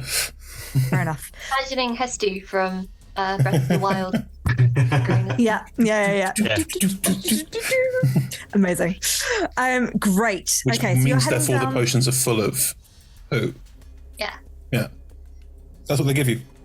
All of the stuff the Koroks give you is all just turds. The homunculus are just, pooping out potions. Yeah. That's the plot twist. You want a healing potion? It's poop. I feel like any of these would have been perfect moments to finish this half on, but I feel like I also need to get to the plot. We're going to go down the corridor. As you're walking down the corridor to Lab 14, could you all please make me a wisdom saving throw? No. Ooh, 15. 19. 21. 19. Garnot? Natural 1 for a 2. I can re-roll it if I fail. I think I fail. How? 17. There we go. List me all of those again, please. 15. 15, 17. 2 19s and a 21. 2 19s and a 21. Great. Okay. Marvelous. Good. So you head to Lab 14. And the door looks like you can touch it again, like the other one. Like none of the other doors in this corridor. Do you go inside? See, it's animated properly. That's just... Garnot, do you mind? Yeah, sure. Twist a knob. Push it. Great. As you open this door, you can look inside. There's a lot to take in this lab, which does have Jeff on the door as well, by the way. It's the lighting kind of flickers a little bit. This is larger than the previous lab, so this is about 30 foot by 30 foot. And as you sort of scan round inside, on the left there is a desk that has amongst things a small portrait on the desk of a family of lizard folk. And then round to the far side, there's various tables with contraptions, all sorts of things. You get the impression that Jeff was some kind of artificer. On the right-hand side, furthest away from the door, there is a table that's got a long staff on it that, you know, if you look at it askance, it looks like it's got a little glowing outline around it. All sorts of bits and bobs and tools around. The thing that strikes you the most, though, as you look at this room, is that there are little sticky notes everywhere, covering every item. In this room is a little note saying, "Not a mimic." And that's where we're going to leave it. That's where we're going to leave it. And we'll catch you all after the break. Bye. And welcome back to NEXUS. We've been exploring more of the NEXUS Arts facility. We've made our way through ridiculous ponds of acid in ridiculous ways. We've explored speaking to Doris and going down lifts. This is the kind of high octane thrill seeking you'll see here. We've thrown rocks at puddles. And we've now gone into the labs in the lab research area, and we found some mysterious bottles of shimmering liquid. Mysterious. And we're heading into Lab 14, Jeff's lab. Jeff, the lizard folk, who looks actually surprisingly familiar to some of you. Poor Jeff. And as we've opened the door to look inside Jeff's lab, we have found there's a magical staff that looks like the item you are looking for, but also entirely covering the room are little post-it notes saying, "You are not a mimic." No, this is not a mimic. Are you a mimic? Oh no. You said not mimic. Yes. Yeah. Staff have a post-it on it. Does what, sorry? Staff have a post-it on it. Yes. Does the aura around the staff indicate what rarity it is? Is it green, blue, purple? You know what? These are the questions that I should have anticipated yet did not. Is it just white for plot relevant? Yes.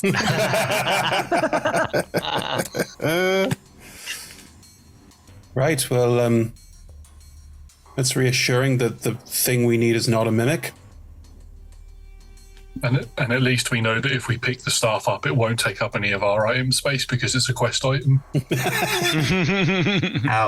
How far into my identify?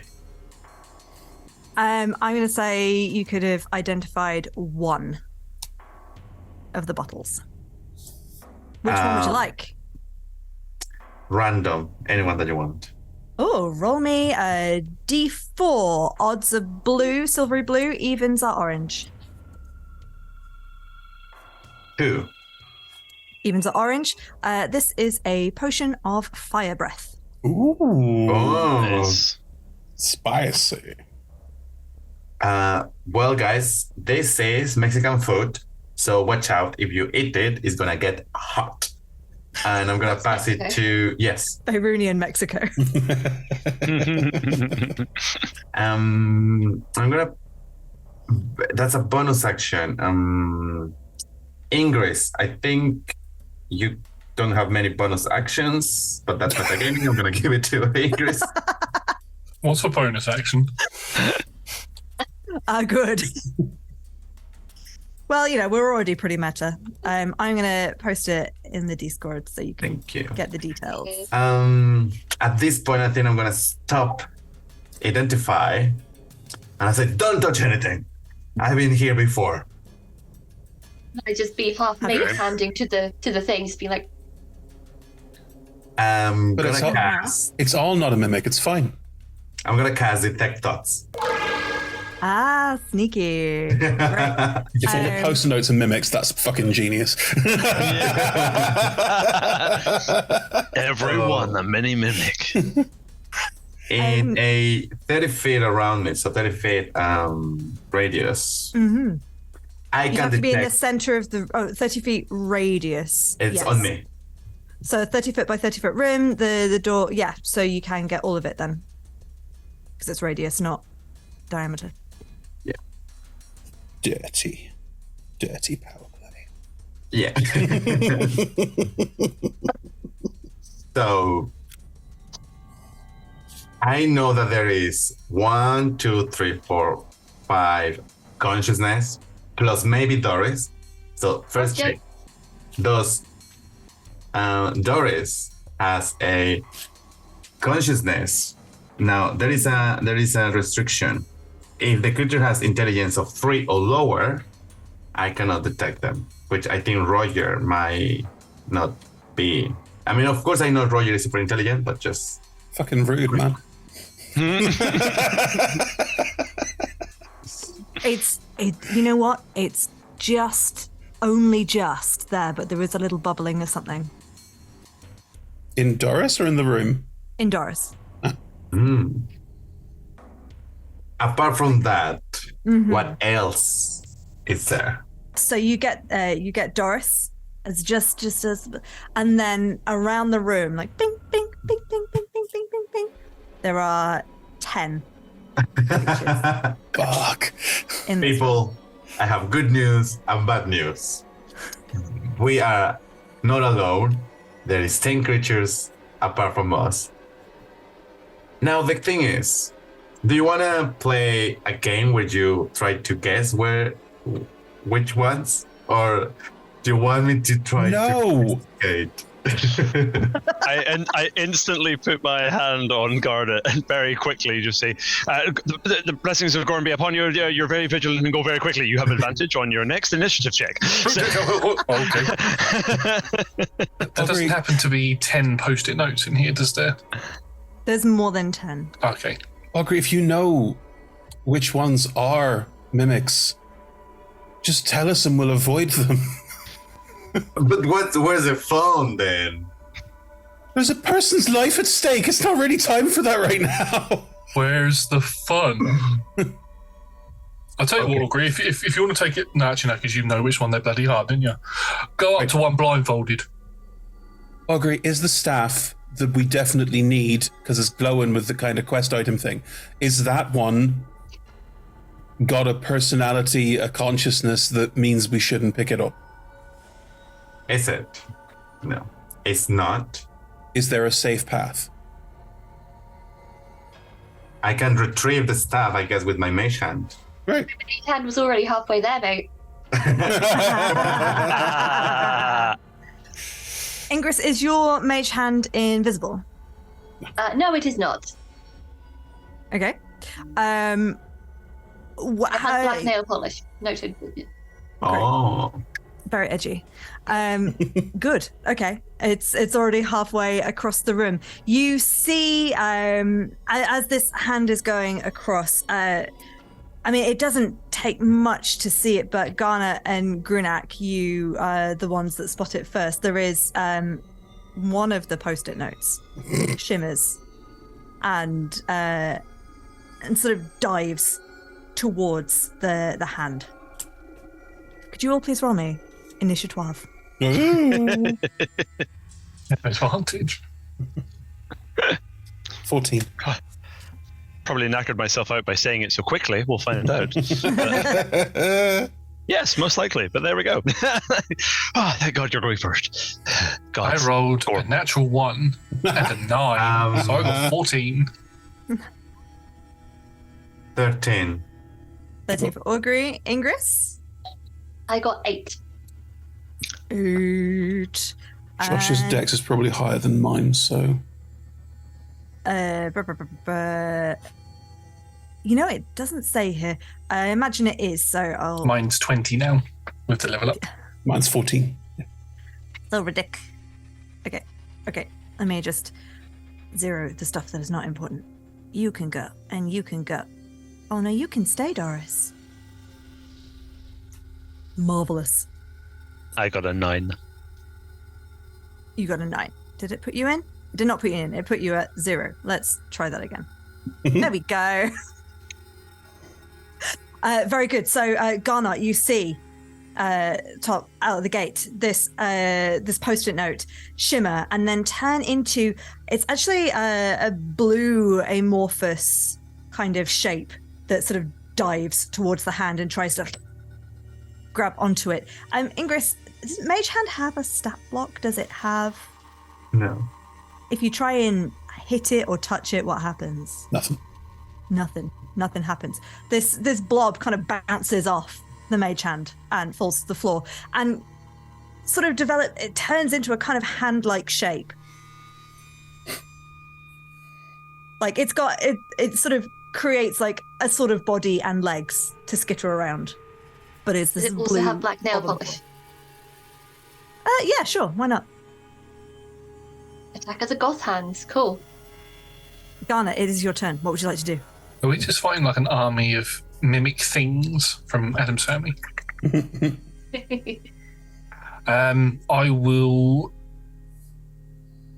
am going to try and telekinetically move the staff from its position, and I want to pull it towards Ingress so Ingress can catch it. Great. Please do so. I don't have to roll anything. You don't have to roll anything, it just happens, No, right? it does. How far does it get to move? 30 feet. 30 feet? I mean, you could just pull it to yourself in the doorway, right? You were the one that was in the doorway. Yes, but I want to use I still want my hands, so I'm going to put it to Ingress, because I know Ingress doesn't use any weapons. Cool. All right, then. So, Ingress, I'm assuming since you sent your mage hand, you're kind of like there in the doorway, like peeking behind Garnet, under Garnet to send it out. So you are there to catch it. Excellent. Cool. Fantastic. In fact, you know what? Can you make me a dexterity check a saving throw to grab it? I can. I rolled okay. That was an 18. That's fantastic. Yes, you managed to catch it. More post-it notes start to shimmer around the room. Is there anything else, Garnet, you would like to do? I'd like to sort of move everybody else out and then shut the door. That's all I was going to do on my turn was shut the door. I think that's all we needed. Incredible scenes. You shut the door. Arnes, what would you like to do on your turn? Is the door It's like a wooden door. Wooden. How far away was lab number 3? What were we at? Number 14? Yeah. So to get to 14, you would have had to have gone All the way sort of around. round the corner. So what's that in feetage? Oh, I don't know. That's like maths and stuff.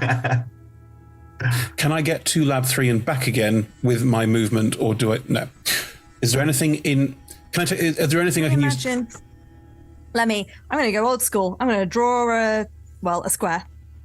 Great. On a piece of paper. Let's see. So you can. Right, you've come in this way. Yeah. You've gone to lab 3, and then you've gone all the way around to get to 14. So you can go around that way, but it'll probably just get you to the corners. Fine. Well, let's go. I'll take up rear guard. If I can hit them, they won't get past me, because I took Sentinel.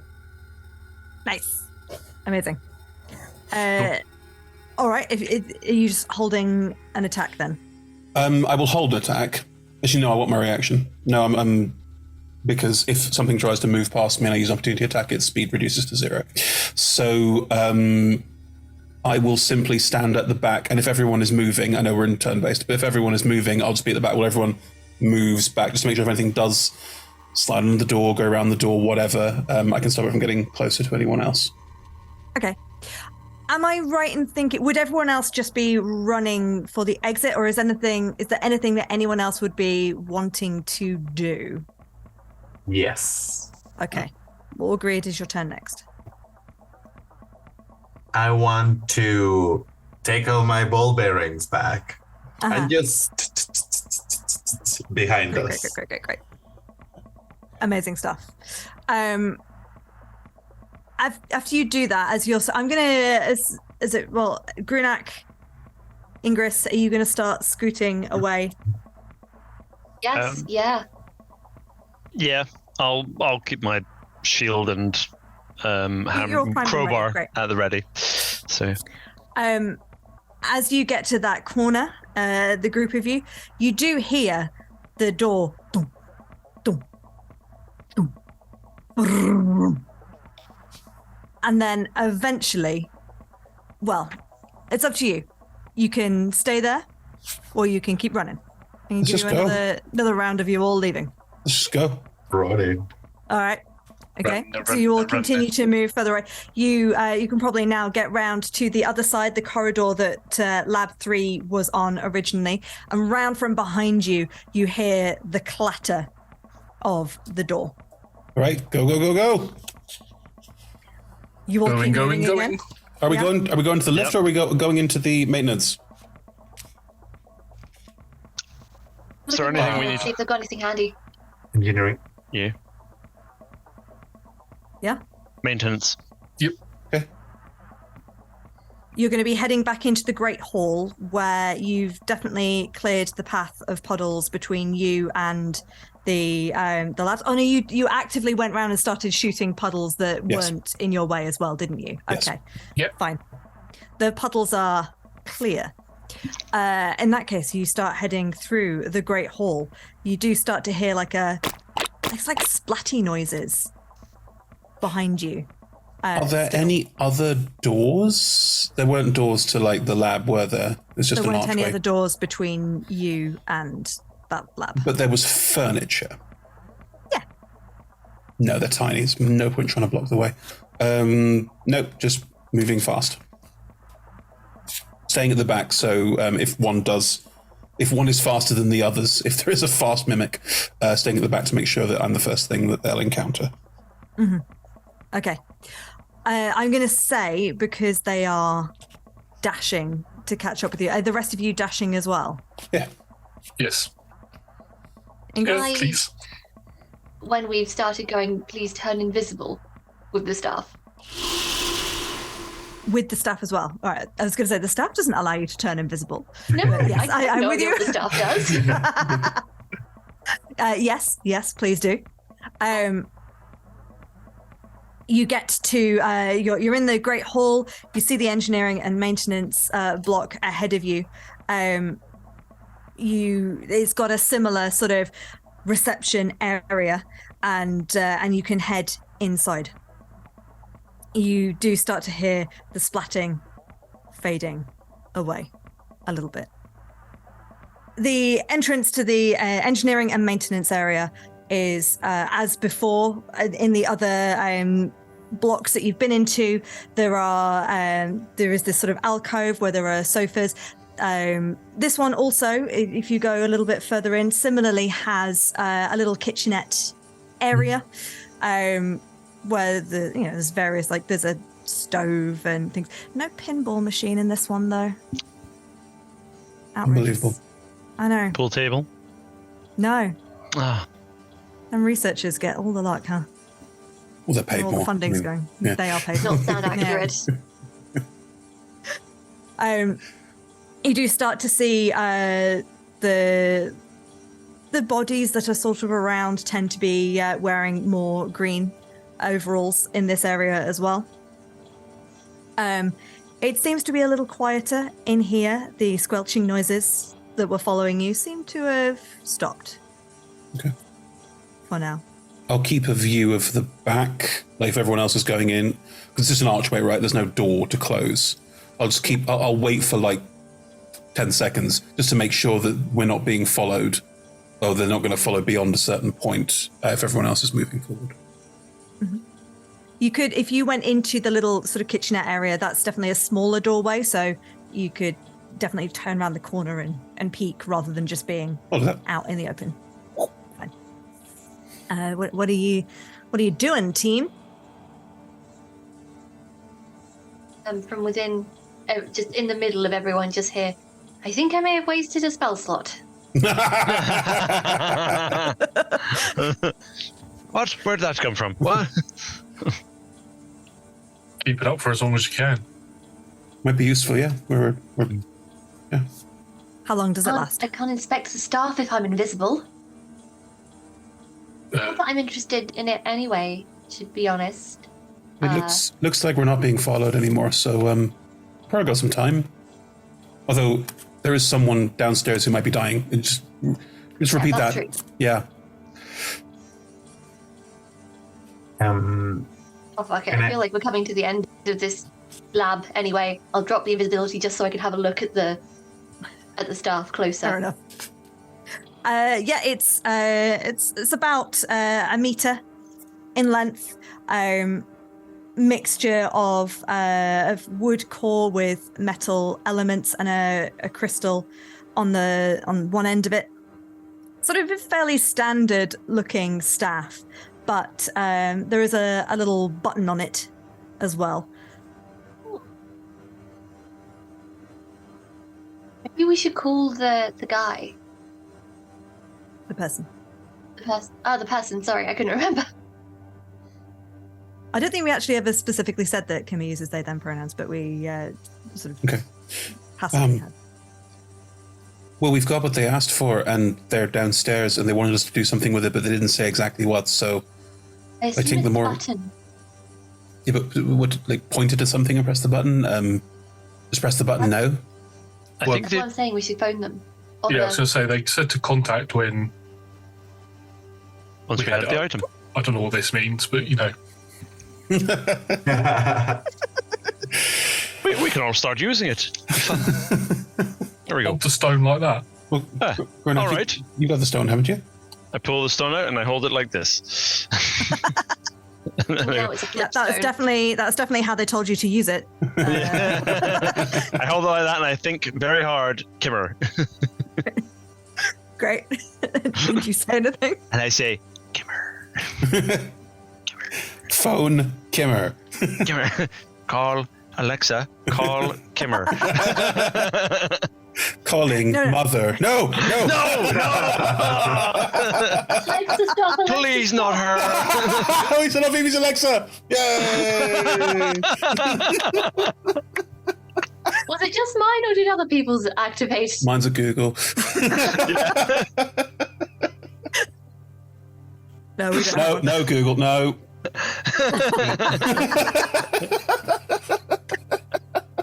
I'm gonna take your word as wrote, Nick, and I'm gonna assume that Grunner actually does whisper, "Come here." Yeah, no, I actually do. Yeah. To which response you get, "Ah!" Oh, sorry. Hello. Hello. How are you doing? Is that Grunner, wasn't it? That's the one. Yes, we're not too bad. There's been some weird oozes and watery puddles, and I think a whole room full of little mimics, which were not. They lied. They're very rude. Anyway, look, we got the staff thing that you mentioned. Jeff was doing some kind of research with that. Sorry, I'd forgotten. Yeah, you got the staff. That's great. Yes. Well, what do you want us to do with it? Oh, well, it's basically, I think I might have said it before, but don't worry, we're all forgetful. So the artifact that's the artifact just leave him. Bruno does that thing you do on phones when somebody's talking and saying something you don't like and goes like.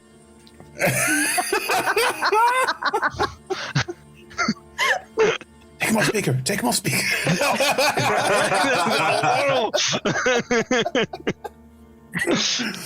Sorry, Kimmer, carry on. Yeah, sorry, I didn't hear any of that. The artifact that is setting off all of these rifts. It's the room that it's in. It's sending off all of these magical charges that are unpredictable and look like they might do a lot of damage. So I figured if Jeff had cracked the anti-magic staff, you'd be able to use that to get close enough to, like, take the artifact off the pedestal or deactivate it or break it or something. Okay. Now this staff has a button on it, and so if we press it, it's going to do what? Like do a whole bunch of anti-magic? I suppose you don't probably know. I don't know the details of it. Jeff probably had some notes in his lab. Did you not pick them up?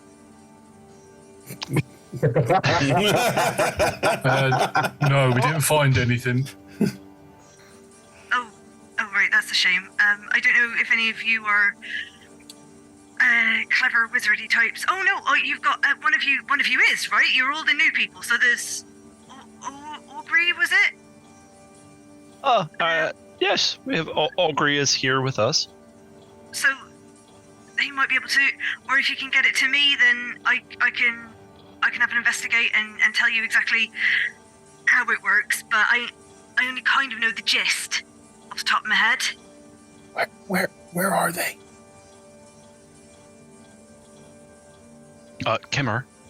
Yes. Where are they? Yeah, ask them where they are. Where are you, Kimmer? Oh, me. Right. Yeah. No. Sorry, speaker, very confused. Kimmer. One caller at a time, please. I'm down in the. I'm not in the central nexus. I'm in the central nexus hub chamber, but not in the central nexus hub chamber. I'm in Dr. Durrani's office, which is off the central nexus hub chamber, but it doesn't have a mark on the map to delineate it from that bit. So it's not the central nexus hub chamber, but it's there.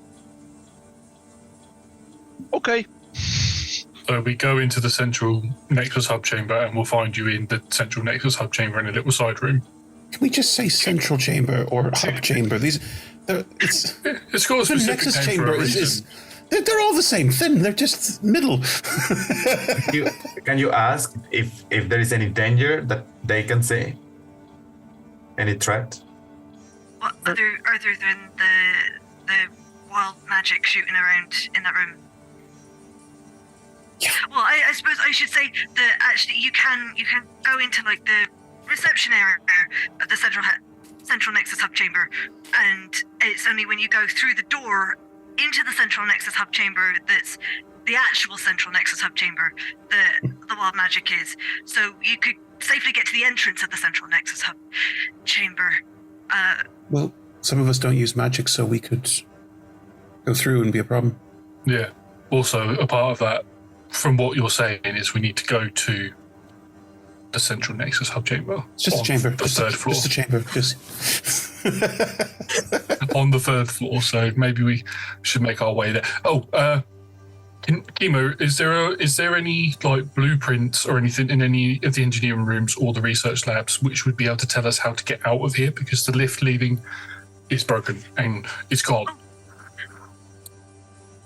I realise the line probably should have gone dead already by now. We've had well over a minute, so I'm going to use the benefit of the doubt. We've already we've used another charge. Right, okay, so we've only got 3 charges left, so we need to be quick about this. But yeah, there might well be some blueprints in there. I was thinking actually if we could get this to stop. CEO Tusk does have his own private lift in his office that we might be able to get out of. Of course he does. There, I imagine that he's already well left using that. That seems like our way out then. Just like. But you're gonna come for me too, right? Yeah. Yes. Where you are? Well, where are you right now? Maintenance. We're at the maintenance. Tell them. Second floor, maintenance. Oh, second floor, mate. Yeah. So technically, you could just go straight to Tusk's office from where you are and not come into the central Nexus hub chamber, which is not in the central Nexus of Nexus. It is off to the side. But anyway, you could theoretically go and leave me, but I would very much like it if you didn't. We're coming to get you, Kimmer. Yeah, we need to stop the rift, so we're definitely going to come and get you. Okay. Thank you. I'll try and hold on. How are you doing with that snack, by the way? Ingrid said that we got you a bagel. It's in my armor in a minute. It's gonna be nice and warm when you get it. Where in your armor is? You know what? I can't afford to be picky. I'm sure it'll be delicious. Thank you so much. I'm gonna die and I feel sad and I'm worried. By the way, food? I just won't tell them, that it's going to be warm salmon. Oh. Sweaty salmon. Warm salmon. They're not going to die from the monstrosities and the bullshittery going on here. It's going to be salmonella. Yeah. Syria. Oh dear. Is there anything else you need right now, or Oh, no. I should go and save this just in case for emergencies? I think we're good. Okay. Thank you very much. Looking forward to meeting you all in person. Nat, are there any, so we're in sort of kitchenette space? Yeah. Mugs, cutlery, that sort of thing? Yeah. During this conversation, I've idly picked up about, 2-3 pieces of cutlery and just pocketed them. Nice. I'm going to feel really bad if we go down there and Kima is a head in a jar. Why would Kimmer be a head in a jar? Why would you feel bad about that? Why? And why do you feel bad? Josh? Just because we, it's it doesn't sound like a very nice thing to have happened to somebody. True. It made me feel bad. Is there a Doris in here anywhere? You brought up heads in jars. I mean... Not in the kitchenette area. That's a good point. How fast can Doris run? Did we lose Doris to the mimics? He's not keeping track of that. Oh no. It Where appears is she? I am... Ow, ow, ow, ow, ow. Did anybody pick Doris up? Doris is now. She runs speed of 30 feet, so she kept up with you all. She's faster than me and Nick. I know. I was thinking, like, are we falling behind? Do the dwarves fall behind to the mimics? Like 5 feet every round. It's true. We are slow. Ingress, may I see staff, please? Of course. And Ingress just kind of holds it out without letting go, just so that you can see it, but it's still very much keeping a grip on it. I need the full grip to work on it.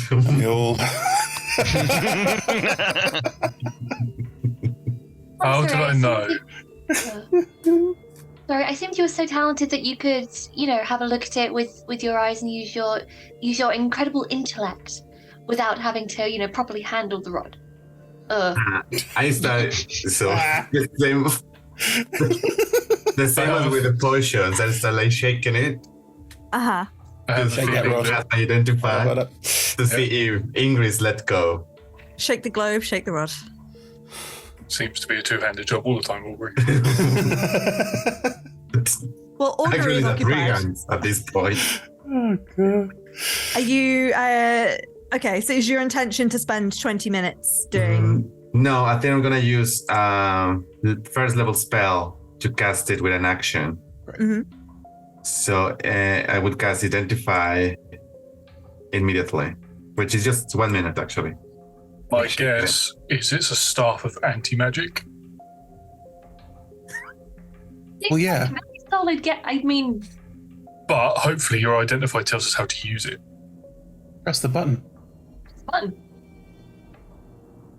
So are you using Identify on the staff or on the potion? On the staff. On the staff. Great. It's whether it's you like pointed and it's the thing, or whether you point it, you press it and the whole area around it, So, you can tell without pushing the button and wasting a charge, you are able to sort of magically tune in to how this staff works. And you can see from the way that the gem is aligned that it's likely to shoot out in a 15-foot cone. And it feels like within it, it's got each charge would keep going for about 18 seconds. 3 rounds. Okay. And it's got 3 charges. 3 charges, 3 rounds. Okay. 3 charges. 3 rounds is a lifetime. We're good. It's also really handy Yeah. 2 to know. seconds. That's 4 rounds. No, 18. 6 18, seconds. 3 rounds. I cannot do maths. This is why I'm not the DM. I explained that to everyone. And then I think we should discuss who is going to hold onto this. Well, if it's going to be like a 15-foot cone thing, you don't really want those who can cast spells to go into the cone in order to get to the thing that we need to stop. So Marnie and myself would probably be the best ones to go forward. So one of you... That I will not be able to do anything when I go into the cone, so it would make most sense for me to be holding it. It's true, because we could be in the cone Garnett, and it wouldn't be a problem. That's what I mean. We can go in front and go to the thing and do whatever it is that needs doing, while the magic users, one of them holds onto it. But the only question would be your shadow, of course, if that's magical or not. I don't know. I suppose we'll find out, but you're pretty skilled anyway, so you don't necessarily need it. I wants to know if Garnot has any reaction, being the only one knowing that Ingress is a spy, or might be a spy. Did we say that? No. Oh, I see. I want to know if Garnot does anything. Doesn't seem to be paying attention to it at the minute. Ogre is fine with it. Let go. He lets go, and it's like, I explain exactly how it works, and etc. Yeah. In that case, maybe we should give the potion to somebody else. If you are like holding into this, staying in the back. Yeah, sure. Who wants to play as a dragon? I mean, I don't have much use for it. Could be fun. Yeah, well, I'll take it. I don't mind. You only live once. Grunak, here you go. Said I'd look out for you. Oh, all right then. Never know, if something gets too close, I can breathe fire on it. Holy righteous fire. Actually, maybe I should take it. Maybe it'd be useful if I took it. Oh. Probably makes more sense, actually. There you go then, Marnie. But thank you all the same there, Ingris. Augury, are you looking at anything at the other potion at all as well? Yes, but I'm gonna take the 10 minutes to do it. So Sure. Maybe I should take the staff as well. It would be useful.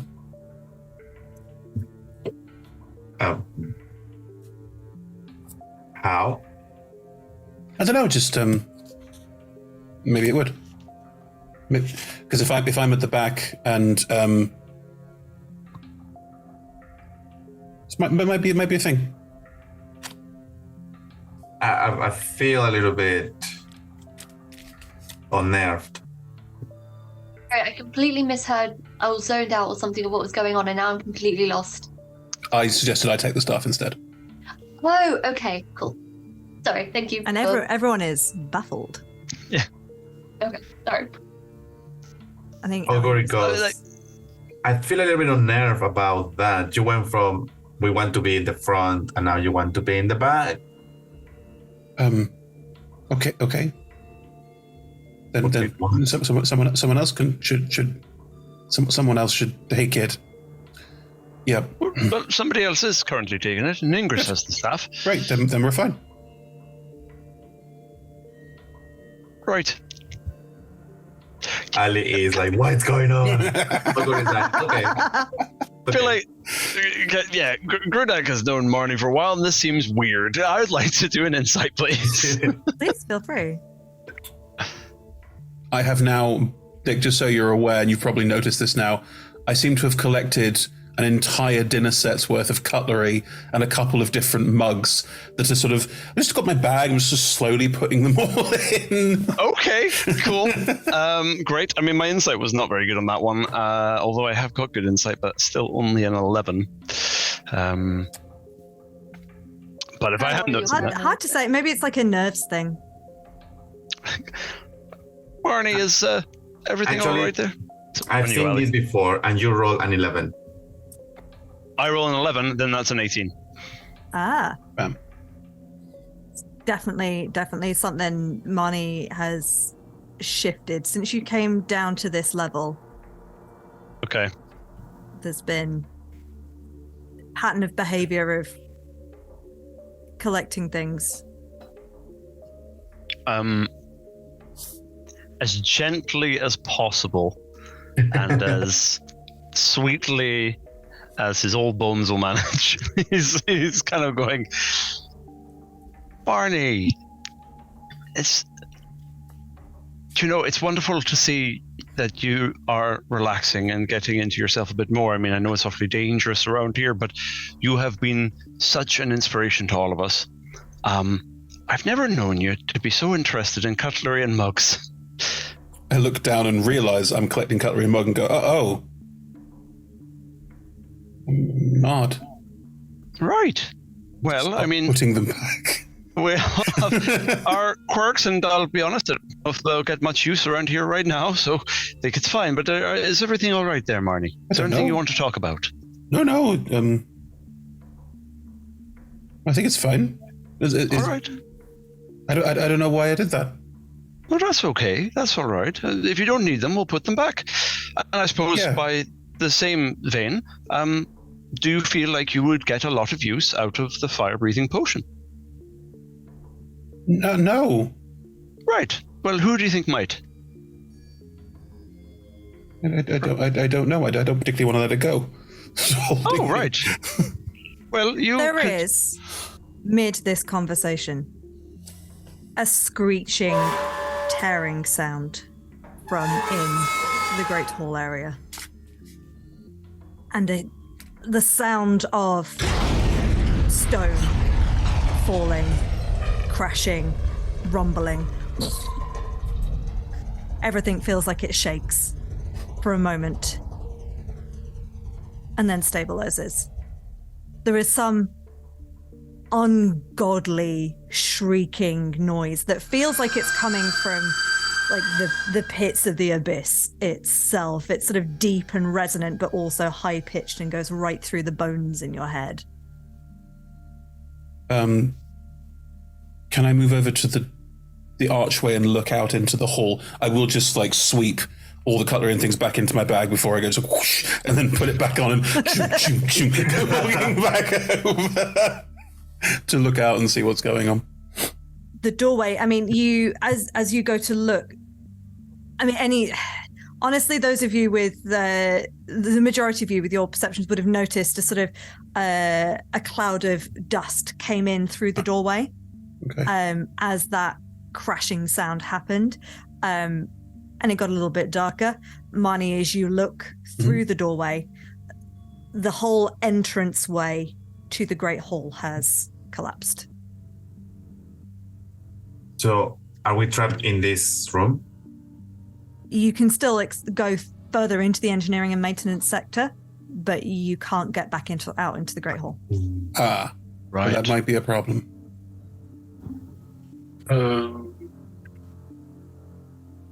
Okay. Now, does anybody recall the maps from before and where the other lift was? It's the same lift, it just goes down further. There is a lift that takes us straight to... We need another way out. There was a lift somewhere that went straight... From what Kima said, there was a lift that went straight down to Mr. Tusk's main office. So we just need to find where that is. Based on the maps that you looked at before, it is on the 3rd floor.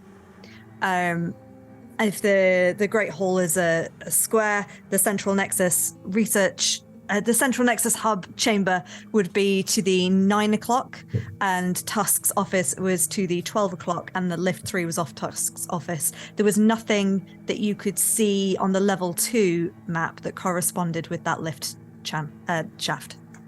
Right. Okay. If we're in maintenance, then more likely than not that there's like stairs or something like that, or other ways around. True. Another stone cutting check now to do like what kind of back passages would there be? What kind of other ways? Sure. And we can still go further, right? Well, lots of things. Let's go Nick first, then Ali. I was just going to say, can I aid with that? Because I was having the same idea, so. Yep. And Ali? And we can still go further. You can go into the engineering sector, yes. Cool. Could I do a perception check to look for another Doris, like the engineering Doris? I'll say there's no need to do a check because the room that you are in, there's definitely not one, and you'd have to go out into the corridors. It has a similar layout from what you can tell to the research labs, where you've got this little sort of kitchen lounge area, and then you go further into the research, the engineering sector, and there's likely to be various rooms along the way. 19. Nice. Yeah, you think, I mean, it's engineering and maintenance, so there's bound to be sneaky back routes to get to different rooms anyway, but also using the sort of vibe of this area, you think that there's probably likely to be shafts, maybe at the far corner. What do you think, Father? Corners and shafts going up or down seems like the most obvious. That rings bells from my previous times inside of dwarven fortresses. Let's give it a look. Okay. Are you all going to start heading into the engineering sector? Yeah, I'll pick up a bit of rubble and put it in my bag. Probably. Good. So, similarly to research, there is this corridor that looks like it turns around to the left at the end. This one, it feels like it's a little bit more windy and labyrinthine, actually, within this area. More like they don't get individual rooms, but there's nooks where people can store their own belongings, and then there's various geesaws and gadgetry and things kind of lying around. Nothing seems to particularly strike you as interesting or unusual. It's your standard gears and gizmos and tools. There are other crowbars if any of you want to pick up crowbars. They're hanging around. Yes, please. These things seem quite strong. I'm going to take a crowbar. Yeah, I'll pick up a crowbar. Good. As you turn a corner at the far end, this next patch of corridor, you think this would lead you about halfway to the far corner of the block. This next patch of corridor, the lights around have gone out entirely. It's got this central gap in it. You can still see because you all have dark vision. Almost like the pathway itself goes ahead, then splits and goes round again, and then rejoins. And through this central square bit, there is a hole that possibly would lead down to the level below. But you can see all kinds of large plants just littering around this central hole. Maybe 6 or 7 of them. And I try and have a good look at some of the plants, see if they look vaguely familiar or artificial or modified at all. How close are you getting to him? 10 feet, in the hopes that my eyesight does not fail me. Whole 10 foot. I will stay with Ingris as Ingris moves up. Is this place entirely dark, did you mention before? Yeah, the lights have gone. I don't know if this will make any difference, but if we are looking at that and where we are, I will, before you step off, I'll just reach out to every single one of us and say, perhaps it might be easier for all of you if you could see a bit more like I can at the moment. And for the next hour. Dark vision. Oh, well, I'm extending it to 300 feet for everybody for the next hour. So, right. Yeah. Nice. There you go. Sure is a shame this room isn't 300 feet. Yeah, I'm pretty sure it's not, but if it goes down really far where we'll see the bottom of the shaft. That's the important thing. Yeah. Good. As you get closer to these plants, this central hole area, they kind of look like large funguses. Like the stems of them, the body of them is quite thick and spongy.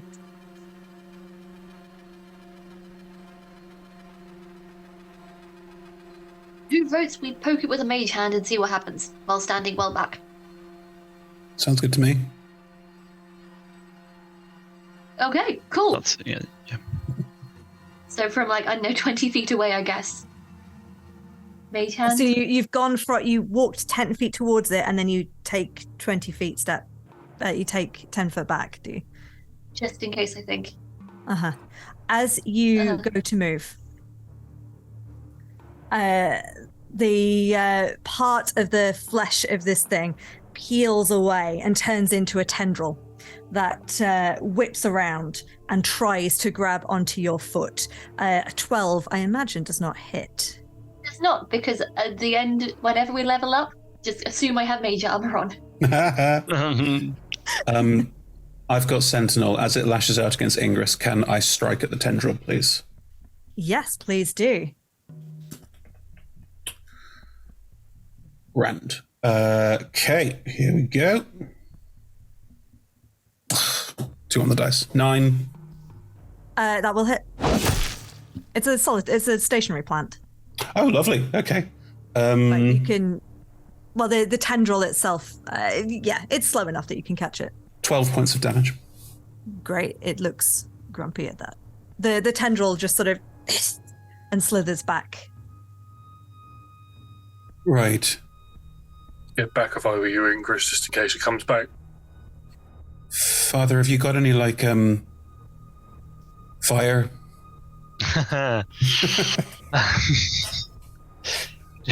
Did I pack my fire today? Let me have a little look. See, I mean, you've literally got that potion of fire breathing on you. So, good. Yeah, it's fine. I will hold it, and there's a momentary no, it's mine, and then uncork it, drink it, and I will just try and breathe fire and just torch this whole area, kill the fungi. Aw, but he's so fun. These are not fun guys. They're all dead. Great. So you can, with the potion of fire breath, you can exhale fire for 30 feet. Target must make a DC 13 dex saving throw. Hot shit! This is overkill, but yeah. In fact, there's more than one. I imagine you're going to get into this, so I'm just going to. Oh, you can probably hear that, can't you? Yeah, what? Okay, never mind. If we're taking the time just to exterminate everything with fire, I think I will be shaking the other potion.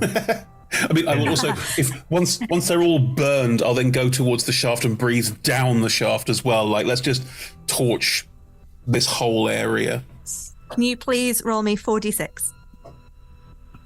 Sure. 14. Amazing. Okay. It looks like after your first breath that you get a good out of the 7 that are there. Wait, did I do that right? 1, 2, 3, 4, 5, 6, 7. Out of the 8 that are there, you catch 6 of them, and they are looking unhappy. The one that you slashed with the sword before is gone completely. I think we probably ought to roll initiative. I will stay 30 feet range, right? It is 30 feet. Well, because they're going down into the hole. So if you're just going across the corridor, then you could probably get about 4 of them. Yeah, I'll keep breathing fire across the corridor until there are no more plants, and hope that the fire will spread down into the shaft. Mm-hmm. And if you get 3 exhales. Oh, I see. With this. So or 1 hour.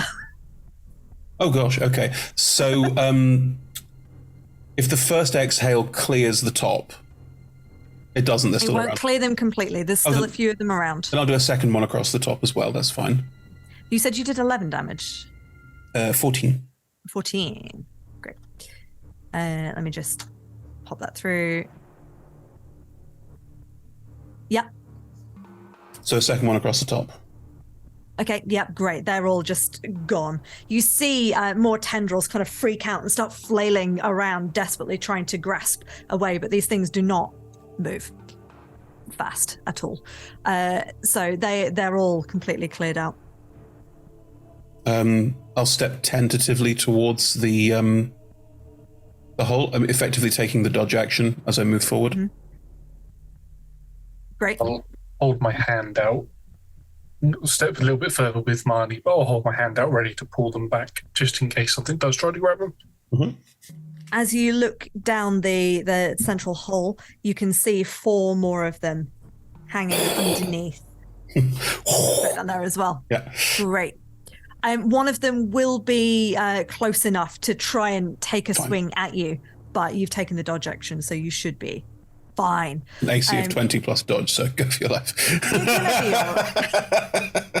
I think these things can only hit you if I roll a nat 20.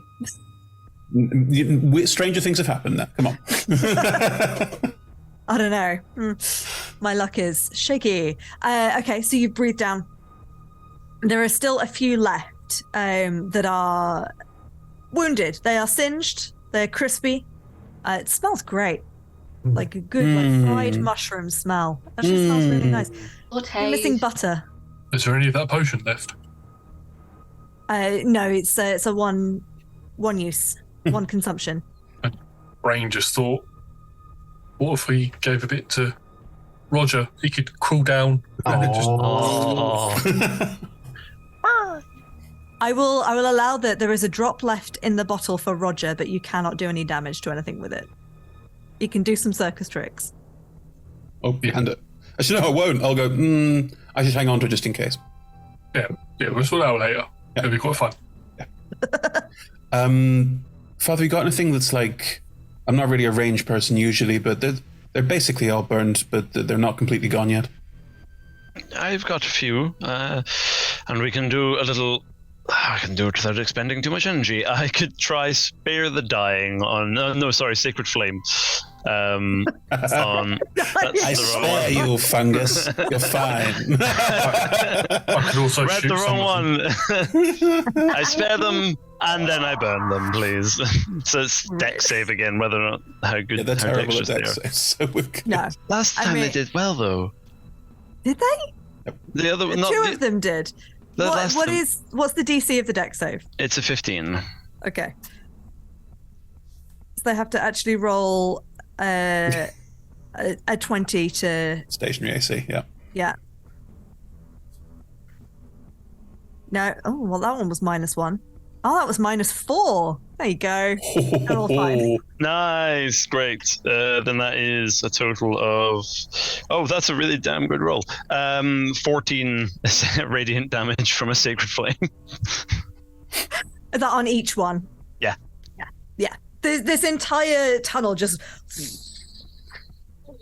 Look, it's a very Silent Hill combat situation. What happened is we found the one item and we used it to absolutely win the combat. Done. Yeah. Right. That'll be that lot then. It's a good job there'll be nothing ahead that it might have been useful for. Nah, it's Silent Hill. The whole point is you use it at that point, and then at the end you go, I'll just fire all these guns I've not used for the entire game. That's the whole point. I have a feeling that's what it's like to burn nasal hair out as I lean over the edge to look down. Roger is eyeing the drop of potion left in the bottle that Marnie has pocketed, just like... There'll be a kind of, no, put it back in my pack with me. He cleans his whiskers. You can get some of that afterwards, all right? Scurries back in your armor. I'm going to say this obviously did not take 10 minutes, but... Augury, are you still shaking this potion? They changed hands. You gotta change hands after a while. Yeah, crap. I'm going to say there's a couple of minutes left on it. Do you want to descend down? It looks like that there's actually, now you've cleared the fungus out the way, there is a ladder down this area, and you did note on the map that there was also another engineering and maintenance block on the 3rd floor, directly underneath this one. Yeah, I'll start going down the ladder. Yeah. So enough space for me just to, as you go down, just to jump down next to you, like just go. Whoop. Yeah, it's wide enough that you could slip past. Ooh. I mean, you're just going to jump down, not climb the ladder? I'm going to cross over for myself. Ingris, hold on. Let me make sure it's safe first. Oh, fine. I mean, yes, absolutely. So cheery. Thank you so much. I don't have to if you don't want me to. No, do your job. It's fine. Okay. I'll make it safe first.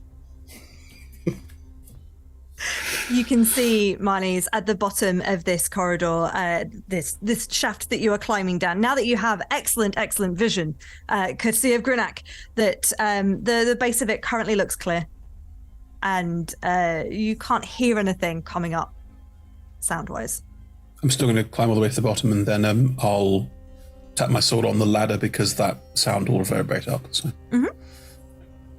You can all hear this sound. Would you like to climb down? Who's going next? I'll go last. I'll do what I was originally going to do and just jump down with Featherfall. Fair enough. For absolutely no good reason. I would probably try and catch you. All right. Sure. I mean, she's floating, so it's probably quite easy. Oh, sorry, never mind. I mean, you can if it will make you feel like you're helping as I fall towards you.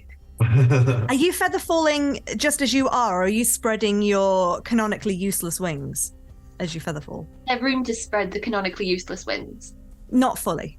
Like, you could stick them out a little bit like just that. To make them look a little bit like, ooh, angelic, yes, this is totally real. No, you're fine, you're fine. There's more of a, this is a sensible thing to announce, like, oh, now it's become slightly embarrassing, and just, nope. I'll pick up some bits of presumably charred mushroom and put them in my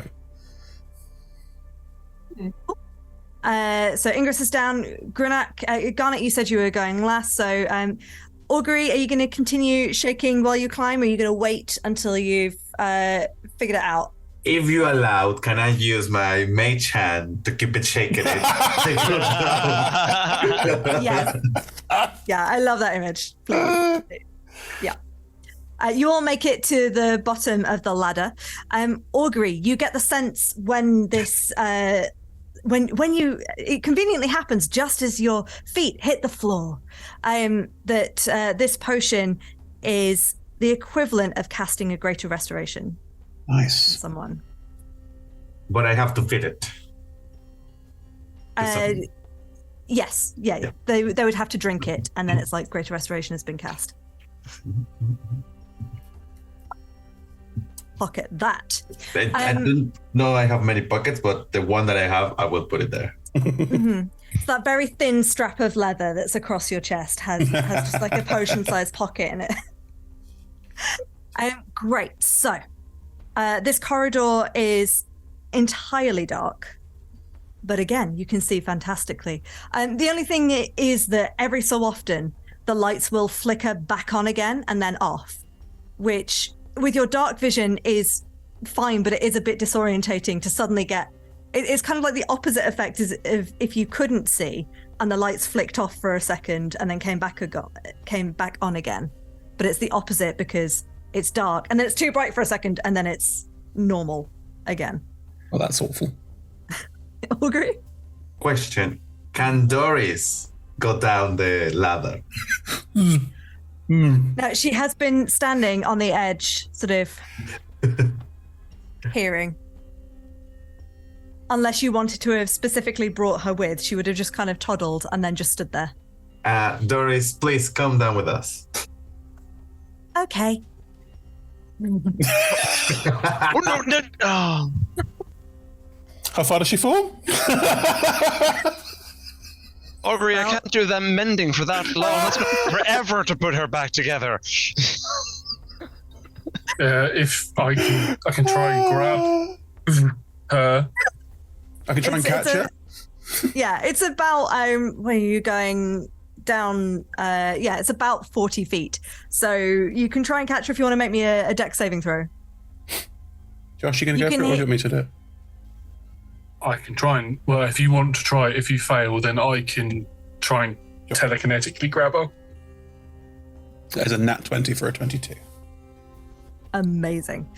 I mean, she's heavy, but somehow Marnie, well, not somehow, Marnie is strong. Yeah. It's very impressive to the rest of you. You kind of see Doris falling down and Marnie ready to catch, and you're all a bit like, ooh, that's going to hurt. But them thighs, they're strong. Thank you. You have saved my life. I am eternally grateful. Please tell me that you tried to put it into your pack. Too big. Yeah. Okay. Plonk her down. Very good. So this corridor, it feels like it's a very similar layout to the previous floor upstairs. So you could probably assume that you could head back the opposite direction and make your way through that way to get to the Great Hall, if you would like. Yeah. Not seeing anything interesting on our way. I've rolled an 18 on sleight of hand to nab the potion off Augury. Oh. Augury's passive perception. You can't see me do it. You have no idea I'm doing it. Augury, your passive is 10. It's 10. I believe. Yeah. Let me see the warden. The outrage.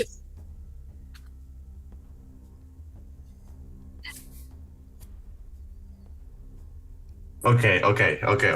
So I need to see this, but it's up to the DM to say if I can see it. So because I see Manny come close to me, right? Yeah. If you're all starting, you're all starting to walk down the corridor together. I'll be walking. I'll run into you and apologize profusely. Good. But as we have established, I have it like on the strap, so it will be really. Oh, sorry. Oh, yeah. Oh, sorry, Augury. It's the light. It just. So it's like, yeah, I know they are quite attractive, but just ask next time. Blush. I'm sorry. That's not what I. Okay. Sorry. No worries. So let's say you have the potion. Yeah. You have a passive perception of 10, I'm afraid, my friend. Yeah. All right. Put it in my bag. You managed to make your way through this area. I have to say, it's pretty badly sketched out. The level design in this area is very basic. There's a lot of repetitions from upstairs. Like, once again, it's not just the same plant pots, but like there's the same wrench, the same crowbar, the same trolley left in that area. You do come across a couple of bodies, if any of you want to investigate as you're passing, but you can make your way through to the kitchen area. Just want to have a look over a couple of them. Mm-hmm. Colours are they wearing? Mostly green. Yeah, there's maybe a couple of yellow here and there, but mostly green. I'll be adding crowbars and wrenches to my collection. Mm-hmm. These poor At folks. this point, how clunky is Marnie? Very. Marnie's stealth score is just getting worse and worse. With that, how did I not notice? It's done. Because I clunked into you. That's how It's just going to get to a point where you're going to move so slow and you're just going to have over encumbered above your head. It's already happening. Yeah. Grunak, Ingress, do you want to roll me an investigation check then as you're making your way through to the kitchen? Sure. Ooh, that's a 22. A 16. Too shabby. All right. Ingress, could you please roll me a d6? Oh, yes, I can. Notes. I got 6. A 6? Nice. This one may have come slightly too late for you, but anyway. Boo. You read it. It's in very elaborate handwriting. Chief Rukia insists that she's got a handle on things, but every time I turn around, it feels like we have a new security risk, even after we made everyone sign an NDA. Fortunately, I've come up with a plan. Jeff in research has found a way to set up a magical anti-magic field around the whole facility. Screw you, spies! Especially Fae spies. You can never trust a Fae. I read that in a book once. Misty Steps thinks they're so smart with their fancy barges. Won't be any need for them once people can hop about at will. Problem is, with the new magical anti-magic field, I can't keep chatting to my inner circle, so we fitted a workaround. Now only my office can transmit signals and messages outside of Nexus Arts Labs. To be extra safe, I've got Jeff working on an anti-magic power stick that points and anti-magics things, just in case I need one in my office. Genius. I should give Jeff a promotion. Or maybe he's a spy, too. You're right, Tusk. You should probably fire Jeff. Oh. I thought I'd hate him. I was right. Oh my God. I share the information about the office, don't share details about Misty Steps, and put it in my bra. Magical anti-magic stick. I know. Oh. You've got the equivalent of Garnot's armor. That body that you pulled that letter from isn't Tusk, is it? It does not look like Tusk.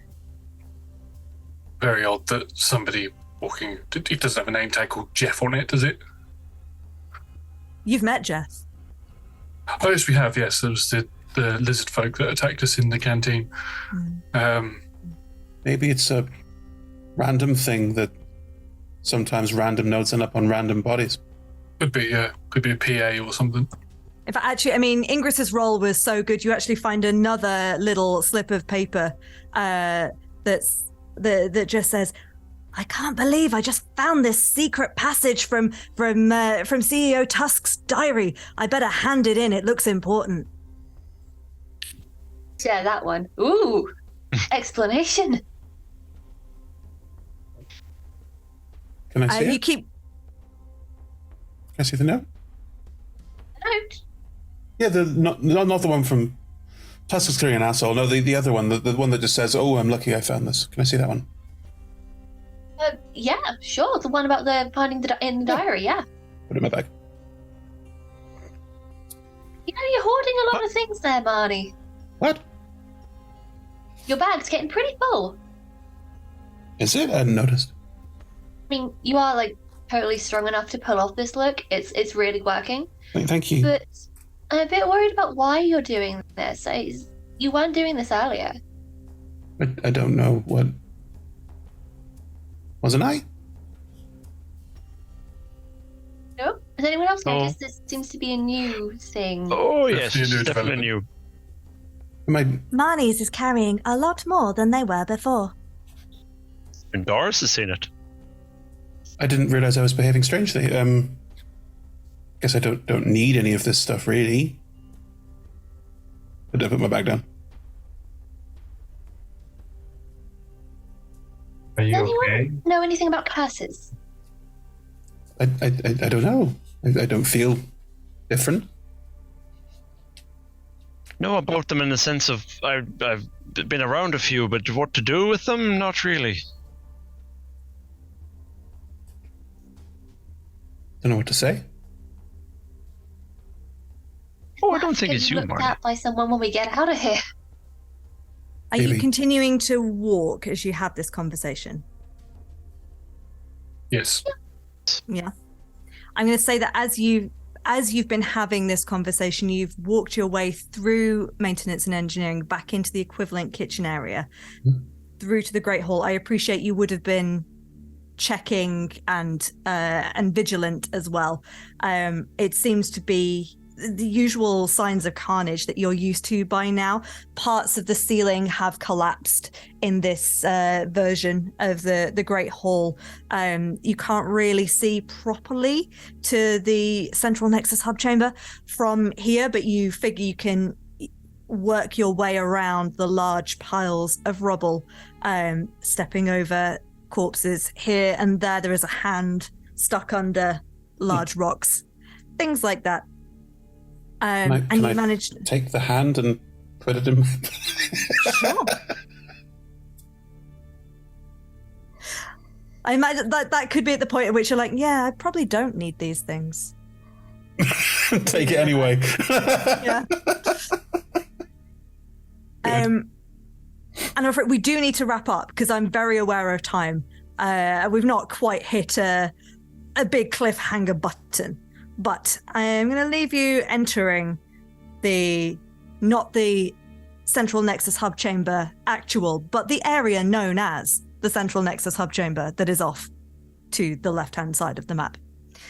And it has the usual vaunted ceilings in this reception area. You can see a corridor off to the right that looks like it might lead towards an office, and ahead of you is this grand doorway that looks, whilst grand, like it has been put under a lot of security measures. There are a couple of bodies wearing yellow jumpsuits either side of the door. There's a couple more of those pot plants either side as well. And just from inside, you can just about hear through the thick doors sparks, lightning, tearing noises. And I think with the lot of you standing in front of that doorway, feeling suspicious perhaps of Marnie's new behavior, I'm afraid that's probably where we're going to have to wrap for tonight, and we'll see how it all ends next week. Thank you very much, everyone. Thank you, players, for being awesome. Let me just bring up my notes. Thank you, everyone, for watching along. Sorry, it was a quiet, contemplative ending to this one, but lots of character stuff coming out, which is lovely. If you enjoyed this tonight, we're currently playing Nexus every Monday night. I say every Monday night. Next week is the finale, so we'll see how that goes. You can catch it from 6 p.m. GMT/10 a.m. PT, and on Tuesdays we're still playing Fracture, our long-running campaign. Episode 4 coming up. Chris, how's it going? Is it episode 4 or episode 3? Episode 3 was last week. Next week is episode... Oh yeah, tomorrow is episode 3. Yes, tomorrow's episode 3. Well, they've found other survivors who they are starting to get to know, and some friendly faces from past Roll Together games. So, intriguing. It was the end of the last episode. Well, catch up on that. I will be. I've not had time to catch up yet. Great, so you can watch that. It's a name that you will be very excited to hear again, I think. Oh, well, I look forward to being excited. You too can look forward to being excited on Fridays from 6 p.m. GMT, 10 a.m. PT, where we do Talking is a Free Action. This week, I think it may be Chris, I believe. Yeah, it's you and me chatting about stuff. Yeah, about stuff. About a lot of stuff. So it's our chat show where we interview players and DMs and other TTRPG voices about stuff. All of these shows are streamed at twitch.tv/RollTogetherRPG. You can find all of our content archived at YouTube /RollTogetherRPG. There's podcast versions of our shows. You can find us, search for Roll Together RPG. Find us on the socials as well under the same tag. A huge thank you to our Patreons, our D20 Club. You're all amazing. We love you so much. You can join them as well. There's a link in chat. You could donate one of your local currencies to help support what we do. Every penny is gratefully received. Thank you very much. And then big thank you to all of our sponsors and supporters. And we'll see you next time. Goodbye.